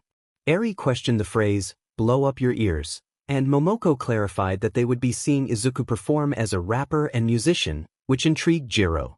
As the screen displayed the title, Rap God, the audience braced themselves for an exciting performance. Izuku's deep voice resonated through the room as he began to rap, showcasing his incredible speed and talent. Uraraka marveled at how much like a real rapper he sounded, while Mitsuki commented on the speed of his delivery. The atmosphere was charged with excitement as they watched Izuku shine in a new light. Inko remarked on how cool he looked. For the narrator, rapping like a computer seemed to be in their genes. They carried a laptop in their back pocket, and their pen would spring to life when they half-pet it. They had made a good living from rap, ever since the days when Bill Clinton was still in office, with memories of past events lingering in the air. The narrator was an honest MC, yet their lyrics were bold and provocative, filled with a unique style that could captivate anyone. As they practiced their lyrical acrobatics, they realized they could still deliver powerful lines while maintaining a playful attitude. It was ironic that they had signed with Aftermath, but with their talent, it was hard to see how they could fail. The rap scene was tough, but they were determined to create a masterpiece. Katsuki asked how fast the narrator was, while Momo exclaimed that they rapped like a cyborg. Tfuyu wondered why Midoriya was sitting in a chair with wires attached to him, and Mina expressed her concern about his situation. Garou explained that the scenes on the TV were derived from Izuku's lyrics, telling stories of his feelings and experiences. Tetsu was shocked at how quickly Izuku could process everything, questioning if he was even human. Kendo admired his badass appearance, while Nijire found his way of speaking amusing. The narrator began to feel like a rap god, with everyone nodding along to the rhythm. They challenged anyone to keep up with their pace, emphasizing that maintaining their level of skill was no easy feat. Everyone wanted the secret to rap immortality, but the truth lay in passion and youthful energy. The narrator had always aimed high, inspired by legends in the music industry, dreaming of one day inducting them into the Rock and Roll Hall of Fame. Even as they walked into a church, they felt like they were on fire, knowing that their true Hall of Fame was one of their own making. They faced critics who underestimated them, but they were determined to prove their worth. The narrator was committed to working hard for everything they had, never relying on anyone else. Mirio was amazed by how many words the narrator could deliver in just one stanza, while Mineta acknowledged their impressive muttering skills, making everyone laugh. Tamaki remembered how Midoriya could mutter just as quickly, and Nijire blushed, admiring the narrator's hairstyle.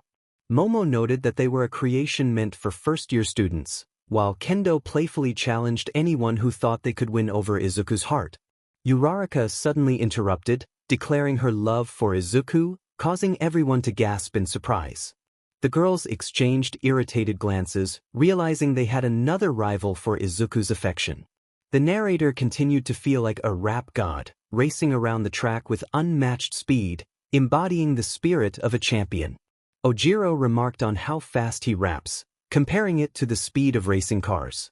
Katsuki pondered the existence of multiple versions of Deku across different multiverses. The atmosphere was charged with excitement as Garou announced the fastest part of the performance, prompting All Might to inquire about its speed. Momoko confidently stated it was as fast as the speed of light.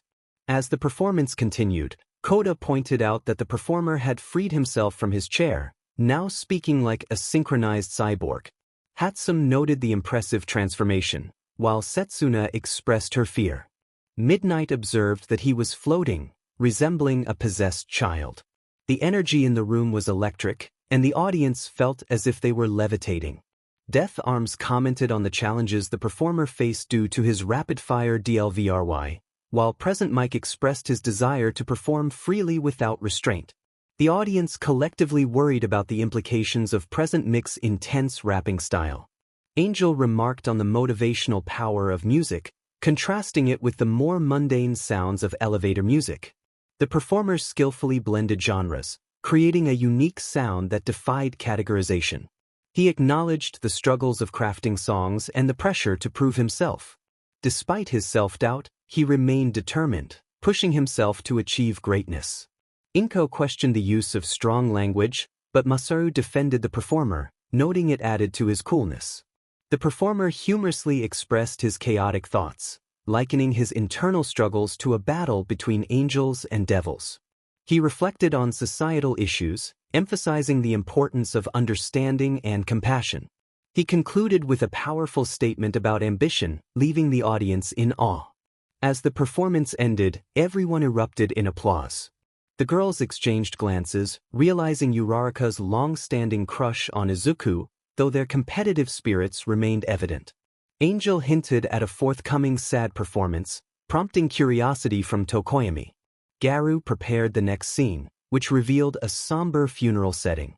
A boy with green curly hair stood before a coffin, singing a heartfelt tribute. The lyrics conveyed a poignant message about life and loss, stirring emotions in the audience. Katsuki anxiously asked who had passed, while Mitsuki's worried expression mirrored the concern of others as they turned to Inko, who began to tear up at the sight of the performance. "Midoriya die?"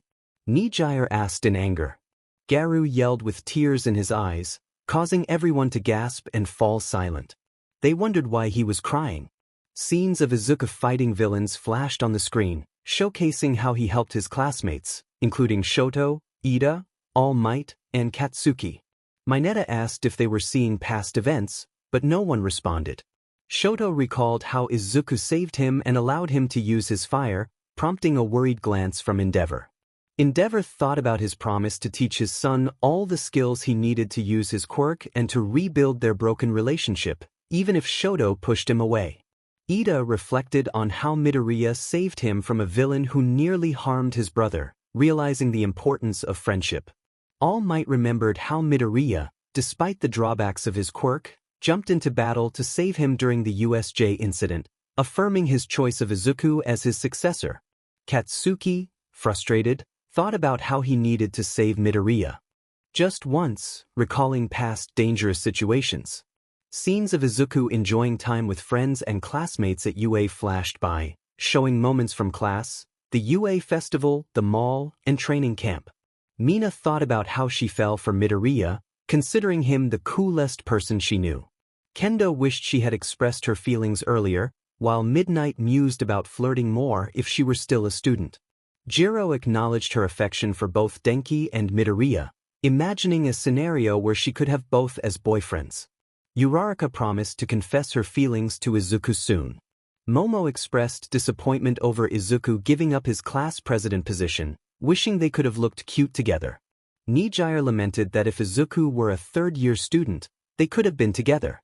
The scenes continued, showing Izuku's interactions with his classmates. Mirio thought about how Midoriya always seemed to anticipate his moves during battles. Kirishima admired Midoriya's strength and potential. Mineta realized that Midoriya's presence kept him from being a pervert, while Denki appreciated Midoriya's uniqueness. The scene shifted to the Class 1A students, including Izuku's mother, Inko, who was crying alongside Mitsuki, Izuku's classmates, All Might, and other pro-heroes. Shoto questioned why they were crying, wondering who had died. Momo insisted it couldn't be Izuku, noting his animated gestures while singing. Ida pointed out that All Might was still alive.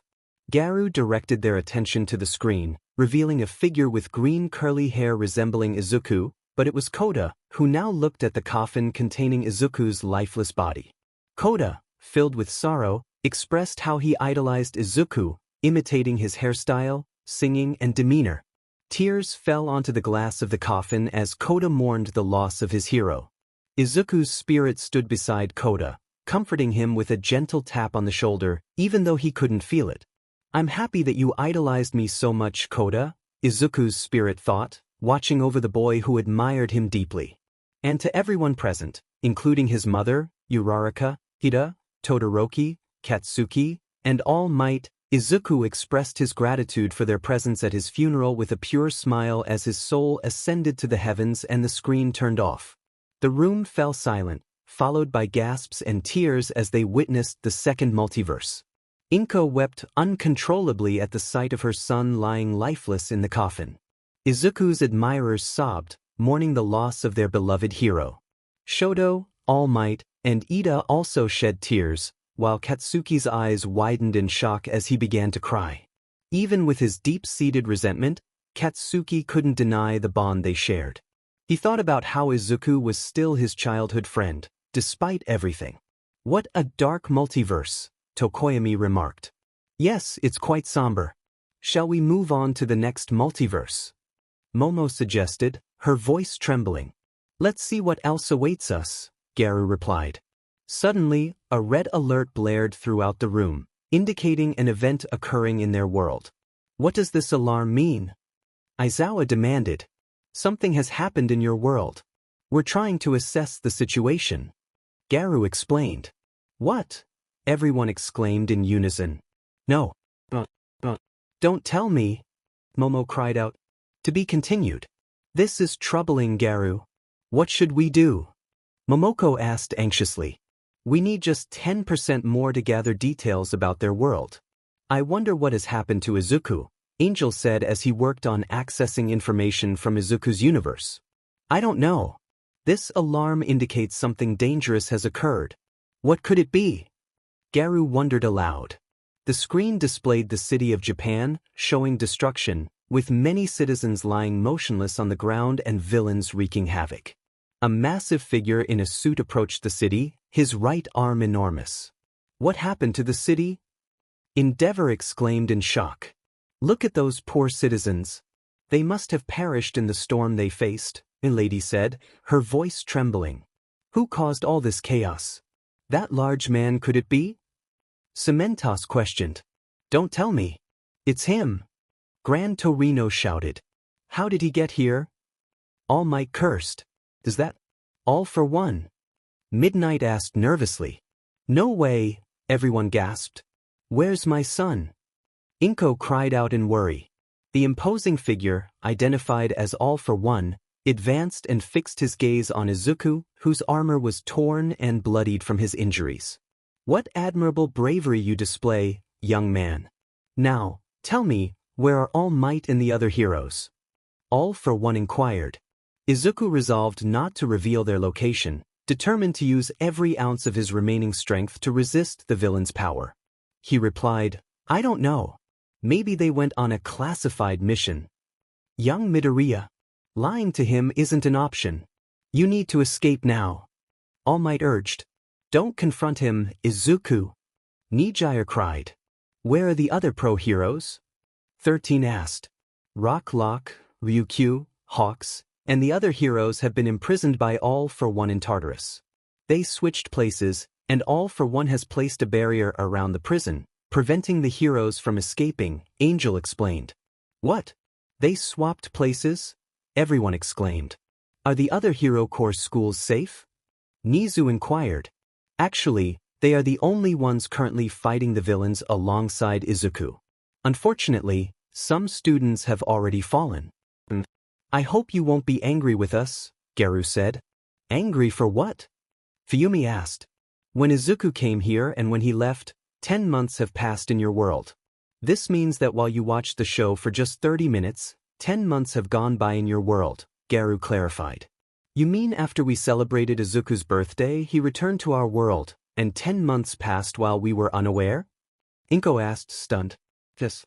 Time moves 10 times slower here than in your world," Garu confirmed. "I don't care about the time. We need to know what's happening in our world," Kamui Woods insisted. One for all. Izuku murmured weakly as his power diminished, all for one using a quirk to absorb it slowly. Inasa Yorashi charged at the villain, creating a whirlwind that pushed him back, interrupting the absorption process. Are you okay? Inasa asked. Yeah. Thank you for that. Izuku responded. He made all for one step back with that attack. What bravery! Backdraft remarked. But it's still not enough. Garu, please let us return home for a moment. All Might pleaded. And then what? You'll just get involved in that fight? Don't forget that your quirk has faded, and you can't fight anymore. Trust Izuku, he can handle this, Garu insisted. But, Uraraka began. Enough. Angel interrupted, silencing everyone. Trust your friend. He can do this. Momoko encouraged. But how? I can't just sit here while something happens to him. Nijire shouted. I won't forgive myself if anything happens to him. Kendo added. A sniper from a building, a member of the League of Villains, aimed at Izuku's head with a quirk-erasing bullet. Overhaul watched intently from the monitor room, eager to see if the villain would succeed. A sniper? Everyone gasped. No way. Is he aiming at Izuku? No, please no. Momo cried. Midoriya. Shoto shouted. Make sure you hit him. His quirk seems to grow stronger with each battle. That lightning ball. That flowing dragon kick. All of those moves irritate me. Overhaul declared. Don't worry. I'll hit him in the head and finish him. No, I can't hit his head. Twice said, hesitating. If I see that guy's face when we get home, I'll make him pay. Katsuki vowed. Please. Don't let anything happen to my son. Inko pleaded through her tears. Garu. Gran Torino urged. What will happen to Izuku if he gets hit by that bullet? Toga asked. He will lose his quirk. Overhaul declared that the quirk would be erased in an instant due to the bullet he had planted on the sniper, which was significantly more powerful than usual. The group reacted with shock, expressing their disbelief and concern for Izuku. Shoto feared for Izuku's life, while Mina pleaded for a way to return home. Kirishima insisted they would fight back, and Katsuki shouted in frustration, not wanting to lose Izuku. Kami, who was racing toward the plaza where Izuku and All for One were, spotted a glint from a building indicating a sniper was targeting Izuku. She rushed forward, warning him of the imminent danger. All for One, seeing Kami as a threat, transformed his fingers into tentacle-like appendages with blades and charged at her. Meanwhile, the sniper fired the quirk-erasing bullet, creating a massive explosion that engulfed Izuku's vicinity in smoke. As the smoke cleared, Izuku was seen being held tightly by Kami, who had taken the bullet meant for him. Inasa, having faced the tentacles of All for One, was gravely injured. Izuku called out to both Kami and Inasa in distress. Inasa, despite his condition, urged Izuku to defeat their enemies and avenge him. Momoko reminded Endeavor of the young boy who had once sought his autograph, only to be dismissed. Endeavor, filled with regret, reflected on his past actions and the pain he had caused, realizing he could never be the hero All Might was. Tears streamed down his face as he acknowledged his failures as a father. Kami, in her final moments, expressed her love for Izuku and urged him to fight for them. As she kissed him, Izuku was overcome with emotion. Observers noted the bond between them, with some feeling jealousy but ultimately realizing the depth of their connection. Twice and Overhaul argued over the failed mission, with Overhaul expressing his frustration at the wasted effort. Izuku, now aware of the sniper's actions, turned his attention back to All for One, who was preparing to strike again. All for One taunted Izuku, promising that this day would mark the end of his journey as a hero. As Izuku placed Kami's body gently on the ground, he stood up to face All for One, his fists clenched in determination. He lamented the loss of his friends and the innocent lives affected by All for One's actions, vowing to make him pay. All for One laughed at Izuku's threats, mocking his abilities. But Izuku, filled with rage, began to transform. Dark energy enveloped him, changing his appearance and amplifying his power. His hair grew longer, and his eyes shifted to a menacing red, signaling a significant change within him. The onlookers were filled with fear and confusion, realizing that Izuku was tapping into a new, darker power. Angel explained that Izuku had gained the ability to create quirks at will, a transformation fueled by his painful past. This new power would enhance his abilities exponentially. Concern spread among his friends as they recognized that Izuku was no longer the person they once knew. The atmosphere grew tense as they wondered what he would do next, fearing the emergence of a monstrous side within him. Izuku's voice took on a menacing tone as the screen abruptly went dark, leaving everyone in shock. They learned from nearby stations that Izuku's power had generated shockwaves, disrupting their broadcast and preventing them from witnessing the battle. Garu explained the situation, prompting Sato to express his frustration, insisting they should be able to see it. Momoko reassured them, declaring that Izuku would not lose. With no other options, Angel suggested they watch a different multiverse where Izuku faced a perilous situation. Tokoyami acknowledged their lack of alternatives, while Koda expressed his fear of Midoriya's frightening demeanor. Aizawa questioned how Izuku had acquired the ability to create quirks, and Garu admitted they were all equally baffled. Denki speculated about plot armor, but his comment went unheard. The scene shifted to Izuku, who was casually walking down the street when a car suddenly crashed into him, sending him sprawling to the ground. MT Lady remarked on the unfortunate start to this multiverse, while Midnight hoped nothing too terrible would happen to him. Ace demanded to know who had crashed into Izuku. A bald man, identified as Kirishima, emerged from the vehicle and began firing his guns at Izuku, who managed to dodge while still on the ground. Kirishima taunted him, questioning if he was having a rough night. As Kirishima charged and continued firing, Izuku quickly got to his feet and returned fire. Kirishima wondered aloud why he was attacking Midoriya, and Garu explained that Izuku had previously harmed his boss, Midnight, and violated a rule within Kirishima's organization. He was tasked with eliminating Izuku before he could cause further harm. Midnight, with a hint of longing, expressed her desire to be defeated by Izuku in a more gentle manner, prompting Lady to roll her eyes at her antics. Niza then clarified the term excommunicado, explaining that it meant Midoriya would be banned from the underworld and lose access to its resources. Momoko added that this was a serious consequence for both versions of Izuku they were observing. As the fight escalated, bullets flew but missed their targets. Izuku leaped at Kirishima, managing to lock his arm and disarm him before delivering a punch. Kirishima retaliated, but Izuku momentarily gained the upper hand and fled. The two then tumbled down a set of underground stairs, both feeling the impact. Mineta winced at the sight, while Jiro pointed out the steepness of the stairs. The battle continued as they grappled, and Kirishima pulled a knife from his suit, attempting to stab Izuku. However, Izuku's strength allowed him to resist Kirishima's efforts, though he found himself in a precarious position. Kirishima had Izuku in a tight hold, his arm locked around Izuku's neck. Izuku managed to grab a gun from his knee and fired, but the shot went wide. He finally stood up, engaging in a fierce brawl with the bald assassin, and they crashed into the hotel. As their fight continued, several men arrived at the scene. Kamui Woods, a familiar voice, called out to them, observing the chaos on the floor. The two fighters paused and slowly rose from the ground. Kamui Woods reminded them that no business was to be conducted on the continental grounds.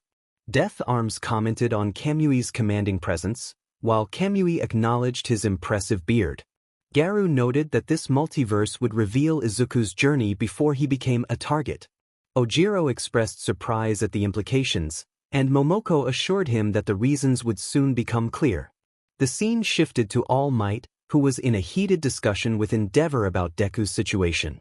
All Might accused Endeavor of betraying Izuku and forcing him back into a life he had tried to escape. He criticized Endeavor for destroying a sacred place, emphasizing that Izuku was now free of his burdens. The others reacted in shock to All Might's words, revealing that in this multiverse, he and All Might were allies, though All Might felt powerless to protect Izuku from the assassins pursuing him. Death Arms questioned Endeavor's role as Izuku's boss, to which Endeavor resignedly acknowledged his position as the antagonist. All Might pointed out that Izuku had glimpsed a different life and embraced it when he used the gun taken from him. Endeavor insisted that Izuku had returned, but All Might argued that he had come back for love, not for Endeavor. All Might warned Endeavor that Izuku was coming again and had already given him a warning before departing with a salute. Gran Torino teased about Endeavor's apparent fear, while All Might questioned why he seemed more imposing than Endeavor. Garou explained that All Might's age contributed to that perception. Meanwhile, the scene transitioned to Izuku walking past Kendo, who was playing her violin.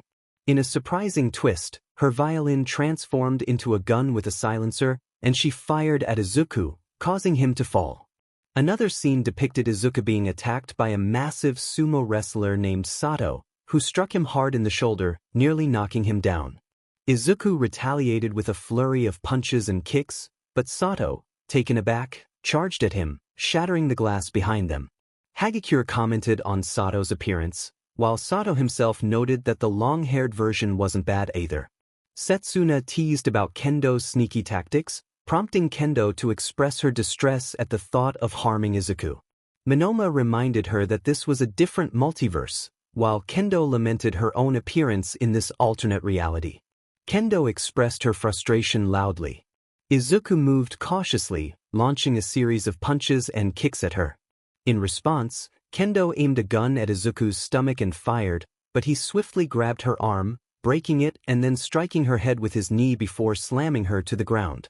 Midnight teased about the outcome, while Kendo sighed, acknowledging that Izuku from another universe had a strong dislike for her. Garou noted that many wanted Izuku's head, hinting at a significant reward for his demise. Denki was curious about the amount, and Garou revealed it to be $14 million, prompting astonishment from everyone present. Nijire pointed out that true friends wouldn't resort to such brutal acts against Izuku, but Momoko argued that in that multiverse, survival meant making difficult choices, as Izuku had no allies to rely on. Inko lamented the fate of her other son, who had to eliminate anyone in his path to survive. Katsuki reminded everyone that Izuku had chosen that life and must take responsibility for his actions. Izuku staggered through the hallway, bleeding. Sato charged at him, and Izuku attempted to wrest the gun from the larger man, nearly breaking his arm in the process. He finished off Kendo by breaking her other arm. Sato then grabbed Izuku and pushed him toward an object, but Izuku managed to fire his gun at Sato. The scene shifted to Izuku being pursued by a notorious assassin named Monoma, with another assassin, Iase, distracted by his phone. Realizing he was being hunted, Izuku charged at Iase, blocking a gunshot and kicking Monoma away. Using a pencil from a nearby table, he pushed Monoma back. He then stabbed Iase's hand with another pencil, restraining him before plunging it into his ear. Izuku turned his attention back to Monoma, pinning him against the wall with the pencil aimed at his neck.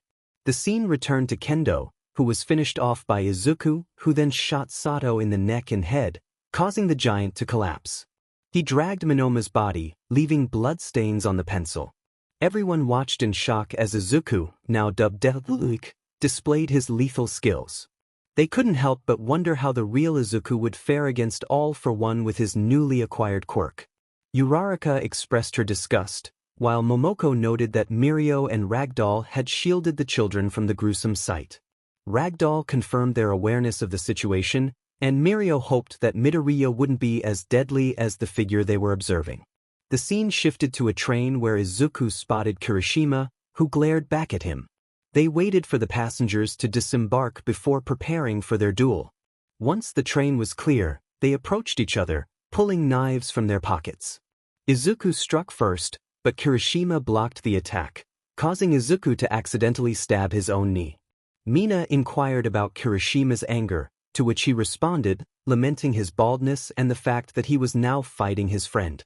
Mineta chimed in with a joke, eliciting laughter from the kids, who hoped he would stick to humor rather than inappropriate comments. The two began to exchange blows, but Izuku gained the upper hand, throwing Kirishima to the ground. As Kirishima attempted to stab him, Izuku blocked the attack and reversed the knife's tip, pushing it into Kirishima's chest. He then placed Kirishima in a seat, instructing him that pulling out the blade would lead to his demise, leaving him sitting there as if nothing had happened. Tokoyami marveled at the skill displayed, while Tsuyu noted his change in demeanor. Tokoyami quickly regained his composure, praising Midoriya's impressive move. Kirishima acknowledged his defeat, hoping for Izuku's success in his mission, while Koda complimented Kirishima's appearance, earning a scolding from Ragdoll that amused the audience. The scene shifted again to Izuku, who spotted Endeavor conversing with a woman. Endeavor noticed Izuku's presence, and they exchanged intense glares, causing the crowd to part. Izuku drew his gun, prompting Endeavor to flee as Izuku took down his bodyguards with precision shots. Endeavor communicated with someone on his phone, acknowledging the situation while Izuku continued his assault, eliminating guards with headshots. As more enemies appeared, they too fell victim to his skill. Izuku pinned one opponent to the ground, taking his gun and firing at 2 more enemies in the hallway. Gran Torino questioned why Endeavor was running if he was the boss, while Angel remarked that not all leaders were capable fighters.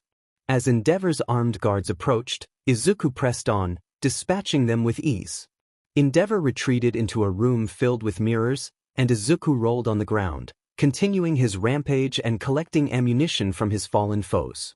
He entered the mirror-filled room, carefully observing each reflection and image along the way. That room was quite disturbing, Mineta observed.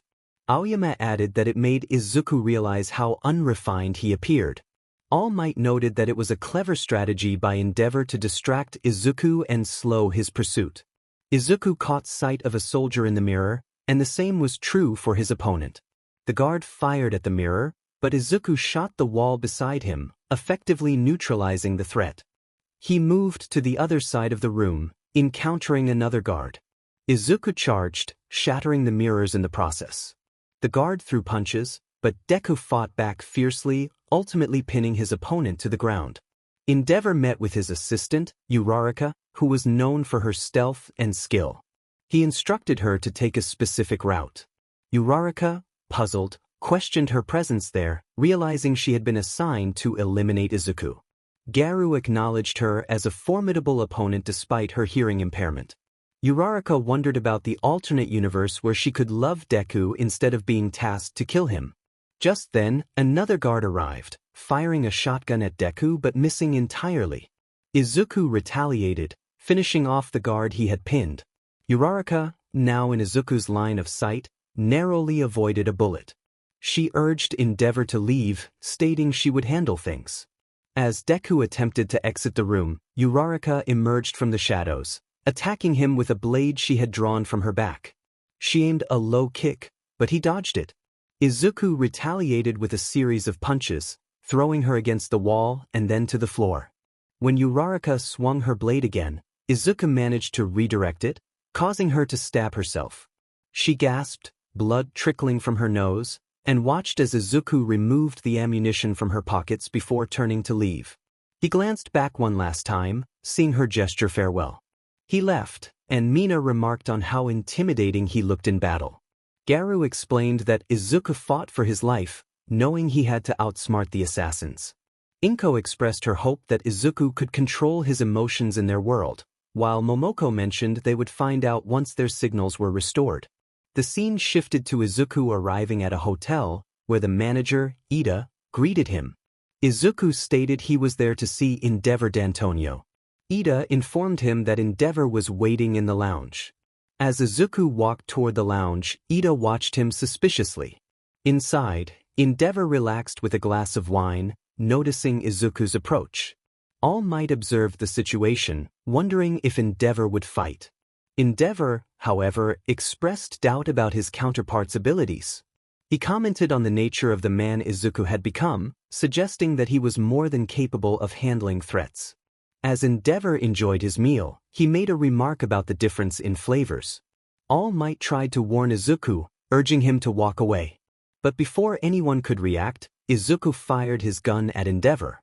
The room fell silent as Izuku placed the gun on the table, staring at Endeavor's still form. He declared the matter finished and exited the lounge, leaving All Might in shock. The onlookers reacted with disbelief, realizing the gravity of Izuku's actions. Endeavor, despite the circumstances, felt a strange sense of satisfaction, recognizing the punishment he had received from someone who simply wanted a normal life. Izuku walked away from the lounge, meeting Ida and his dog. Ida spoke fondly of his pet, and Izuku patted the dog's head as they left the hotel. Nizu inquired if that was the end, but Garou assured him it was not, hinting at the challenges that lay ahead for Izuku. Concerned, Hagakure wondered what would happen next, while Jiro expressed her worry for Izuku, tears streaming down her face. Momo wished she could be there to help him, and Nijire echoed her sentiments, sobbing softly. The scene transitioned to a park where Izuku and All Might met amidst a crowd. All Might addressed Izuku, revealing that the high table overseeing Endeavor's contracts had gone international. When Izuku questioned the high table, All Might explained that his actions had consequences, declaring him excommunicado. Kirishima reacted with alarm, while Denki noted the villainous nature of the high table. Izuku questioned why he was still alive, and All Might replied that he had chosen to spare him. Suddenly, a man signaled, and everyone around them froze, their attention fixed on Izuku. Izuku sensed the weight of their gazes upon him, and All Might nodded once more, prompting their departure. Monoma expressed his disbelief at the situation, exclaiming in frustration. Mineta, feeling a mix of fear and relief, remarked on All Might's support for Izuku. Momoko playfully teased Mineta, suggesting he would be terrified if he were in Izuku's position. All Might informed Izuku that he had 1 hour before things could escalate, handing him an antique as a precaution. Izuku, filled with determination, declared that he would confront anyone who came after him. All Might smiled slightly, encouraging him. As Izuku began to leave, All Might made a phone call, stating that Izuku was now marked as excommunicado.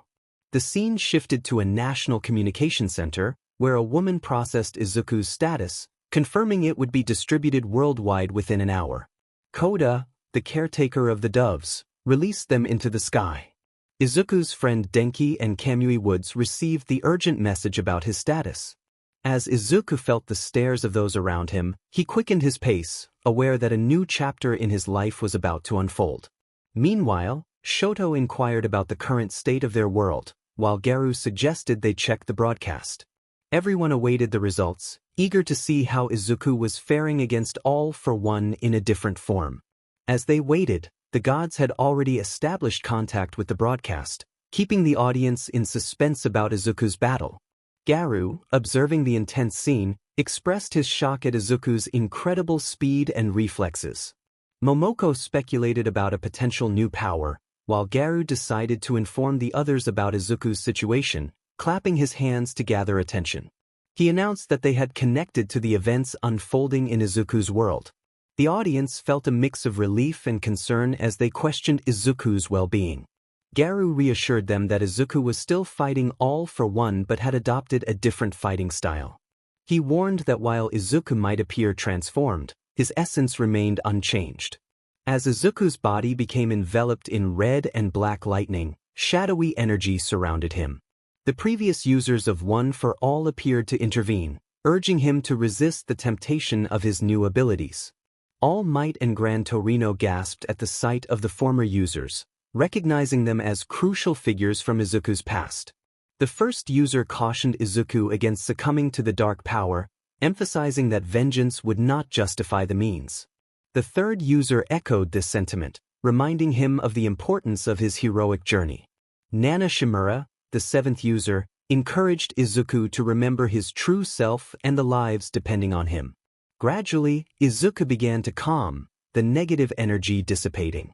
All for One, witnessing this transformation, grew furious and vowed to defeat Izuku. As debris from the destruction hurtled toward him, Izuku stood resolute, his calm demeanor unwavering. Miraculously, he halted the debris midair, leaving All for One in shock and the audience in awe of his newfound strength. All Might smiled happily after witnessing his successor refrain from using his demonic powers, thanks to the former One for All users. Uraraka expressed her astonishment at Deku's calmness in the face of danger. Katsuki, in disbelief, questioned how Izuku seemed to gain new powers with each fight. Kendo excitedly declared that Izuku was about to get serious this time, and Momoko agreed. All for One, filled with anger, demanded to know how Izuku had managed to stop the debris. Izuku simply stated that he had stopped the time of the debris, just as the screen turned off. Everyone was stunned by the revelation of stopping time. Garu informed them that they had discovered a multiverse where Izuku's new power was related to this one, suggesting they watch to see if this version of Izuku was similar to their own. Empty Lady inquired about Midoriya's role in this next multiverse, and Momoko explained that he was the wizard king of their kingdom, preparing to face someone who held a grudge against them and was using the bodies of his magic knight captains. Ida and Mineta expressed their confusion over the situation, while Fuyumi confirmed their understanding of the conflict. Garu then initiated the next scene, which began atop a building. A tall middle-aged man with short messy green hair, dressed in a long red robe with fur on his shoulders, was seen conversing with a 26-year-old man with white hair and a large scar on his face. Mina remarked on how handsome Midoriya looked in this form, and Kendo agreed, while Eri admired his kingly presence. Nijire playfully suggested that she should be his queen, prompting Momo to question her claim. Kendo added her own playful challenge, and Setsuna teased Nijire about her assertion. The conversation shifted as the man, known as Koda, suddenly transformed, losing his scar and having his white hair grow longer. His face changed into that of Tamura. Ragdoll cried out in shock, and everyone was stunned by the transformation. Koda expressed his confusion over why his face had changed into that of a villain. Tiger demanded to know what was happening, and Momoko explained that Koda had befriended an elf-like Tamura, whose soul had been reincarnated into Koda's body after a tragic event involving humans.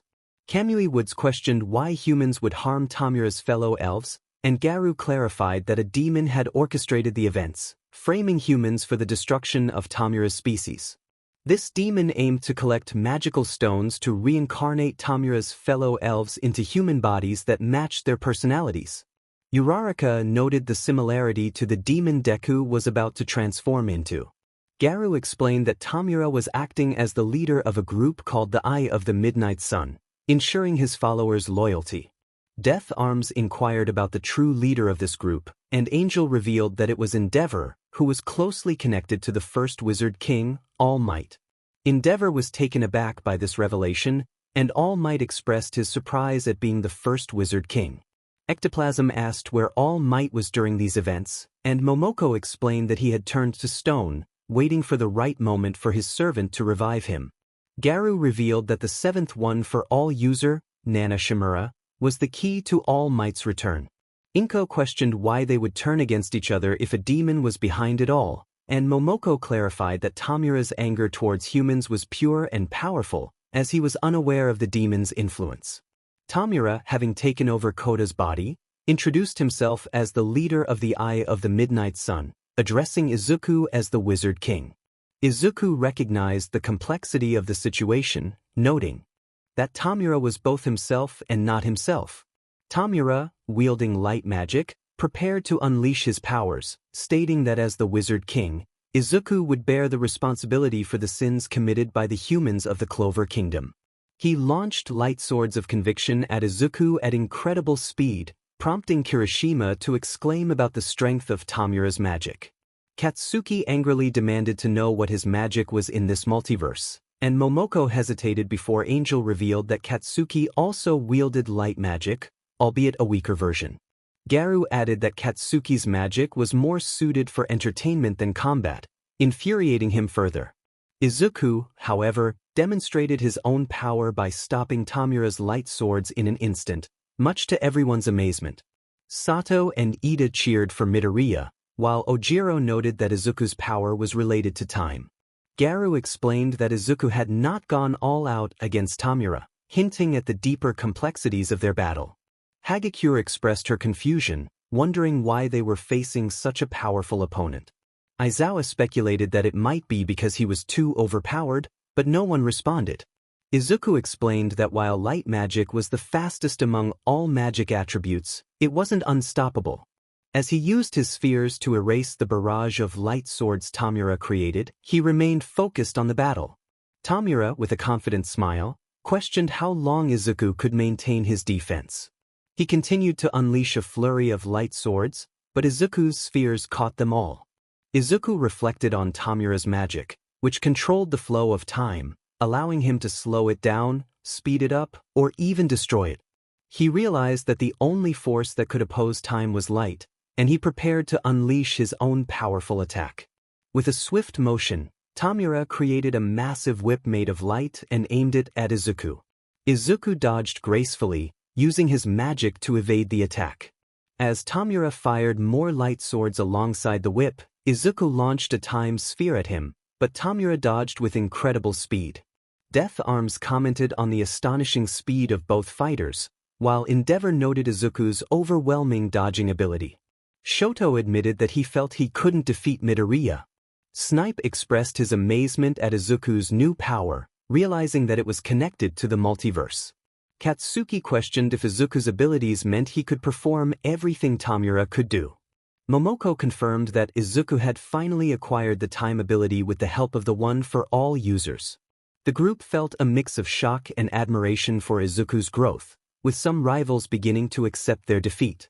Katsuki, however, struggled with jealousy, frustrated that Izuku seemed to gain all the impressive skills.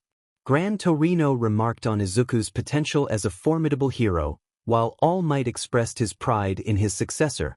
As the battle continued, Tamura attempted to outmaneuver Izuku, but Izuku's mastery of time allowed him to anticipate Tamura's moves. Despite this, Tamura managed to strike Izuku, causing him to bleed. Izuku acknowledged the wound, reflecting on how long it had been since he had seen his own blood. Tamura taunted him, claiming that his time-controlling magic was no longer invincible. Izuku explained that the true nature of his magic was to steal time from his opponents, which he could then use to heal himself. The spectators were amazed by Izuku's abilities, while Katsuki struggled to contain his frustration. Jiro questioned the feasibility of stealing time, and Momo clarified that Izuku could reverse time to restore himself. Mineta exclaimed that Izuku was nearly unbeatable, but Shinso cautioned against making assumptions about his powers. Izuku declared his ambition to create a future without discrimination, affirming that he could not die until that future was realized. Nizu praised his noble goal, while Nijire expressed her admiration for Izuku. All Might encouraged Izuku to stand firm against Tamura's evil deeds. Angel challenged Endeavor and Shoto about their ambitions, suggesting that their goals were more about power and fame than saving others. Tamura, frustrated, declared that a future without discrimination was impossible. He attacked Izuku again, but Izuku skillfully dodged and countered, demonstrating his foresight in battle. As the clash intensified, the citizens of the Clover Kingdom noticed the brilliant lights emanating from the castle tower, raising their concerns about the unfolding events. Ida, serving as Izuku's advisor, assisted in observing the battle, while Uraraka called out to him, eager to understand what was happening.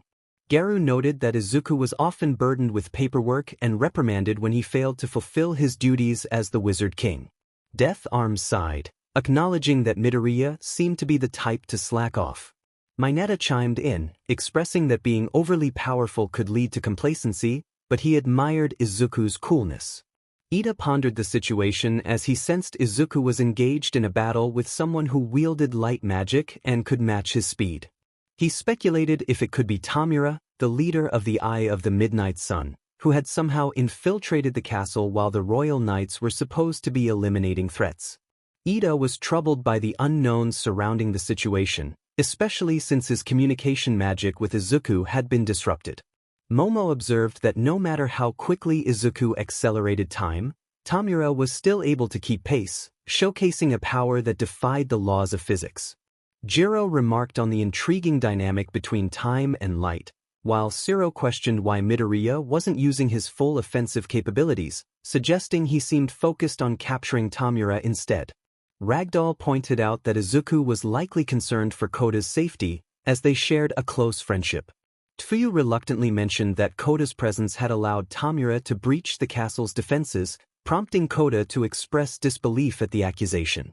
Momoko reassured him, attributing the situation to an alternate version of himself. Ida quickly sent a warning to all the Magic Knight squad about Tamura's sudden intrusion.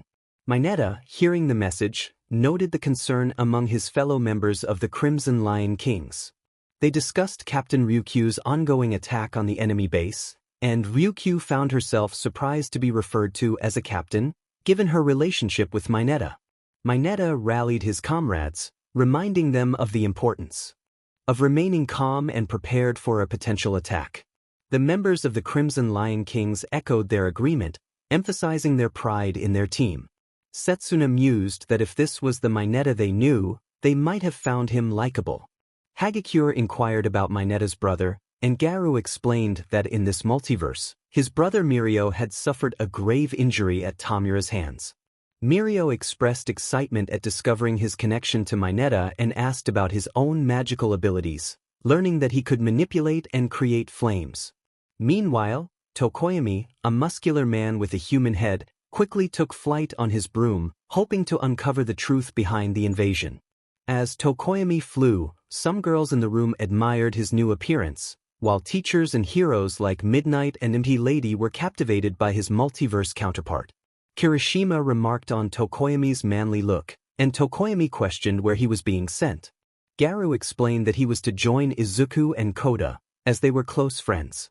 In the midst of the battle, Tamura relentlessly attacked Izuku, who skillfully dodged and created a massive light sword, using his magic to catch falling debris. Izuku noted that Tamura's attacks were becoming predictable, while Tamura switched tactics, using a whip to strike at Izuku. Despite the onslaught, Izuku found ways to evade and counterattack, catching Tamura's light swords as they were hurled at him. The two combatants stood suspended in a web of light, with Tamura's strikes becoming increasingly desperate. He unleashed arrows of light, but Izuku continued to evade them with his magic. As Tamura attempted to fly away, Izuku prepared to catch him, but Tamura narrowly escaped. Kirishima expressed frustration at the near miss, while Cementos struggled to keep up with their incredible speed. Aizawa remarked that if these two existed in their world, capturing them would be nearly impossible. Shoto noted that while Izuku was trying to accelerate his magic to gain control, Tamura was adept at evading his attacks. Izuku acknowledged Tamura's speed, admitting that he had yet to capture him despite reading his movements. Tamura wondered about the source of Izuku's strength, questioning why someone so seemingly ordinary could be so powerful. Izuku urged Tamura to surrender, emphasizing his desire to avoid harming Koda's body, revealing his intent to capture Tamura alive rather than inflict injury. To fight against him, despite his four-leaf grimoire, Tamura wondered where it was. Where was Izuku's grimoire? What kind of magic was this? Nijire realized that the grimoire must be the book Izuku used for his magic and questioned its whereabouts. Endeavor acknowledged that they used some kind of grimoire for their magic and echoed the concern about the missing book. Garu noted that since Izuku was a time magic user, it was likely he possessed a grimoire, though not as powerful as Tamura's or those of the magic knights from the Clover Kingdom. Izuku pointed to a massive, coverless grimoire spinning above the capital, declaring it to be his. Tamura was taken aback by its appearance, wondering why it lacked a cover. The revelation of a coverless grimoire caused an uproar among the onlookers, prompting the gods to cover their ears from the noise. Angel muttered that the reaction was predictable, while Tiger remarked on the significance of Izuku's grimoire and his control over time, suggesting he was a uniquely powerful individual. Momoko added that no one else in the multiverse could wield the same magic as Izuku, as it could disrupt the flow of time. Uraraka expressed her fear of the implications of someone reversing time. Izuku reflected on his own identity, likening himself to the coverless grimoire, unable to be classified. He pondered his purpose in life, realizing that the path he had walked shaped who he was. He proudly declared himself the Wizard King. Tamura recognized that Izuku was a force created by the world to oppose him, the last bastion of order. He resolved that he had to defeat Izuku. As Izuku proclaimed his intent to protect the kingdom and its people, Tamura's grin widened as he took to the sky. He unleashed his sealing magic, causing his power to swell. Light swords began to materialize throughout the kingdom, all aimed downward, instilling fear in the citizens. Tamaki and All Might expressed their dismay at the villain's tactics, while Koda cried out in fear for everyone's safety. Midnight urged Izuku to take action, and Gran Torino noted the urgency of the situation. Nisa pointed out that there was no time for evacuation, as Tamura needed to ensnare everyone with his time spheres. Tamura declared his intent to make the humans pay for everything he had lost, vowing to unleash his power upon the people. Izuku realized the gravity of Tamura's overwhelming magic and feared for the kingdom's safety. Tamura's chilling words revealed his intent to harm everyone, but Izuku was determined to protect them.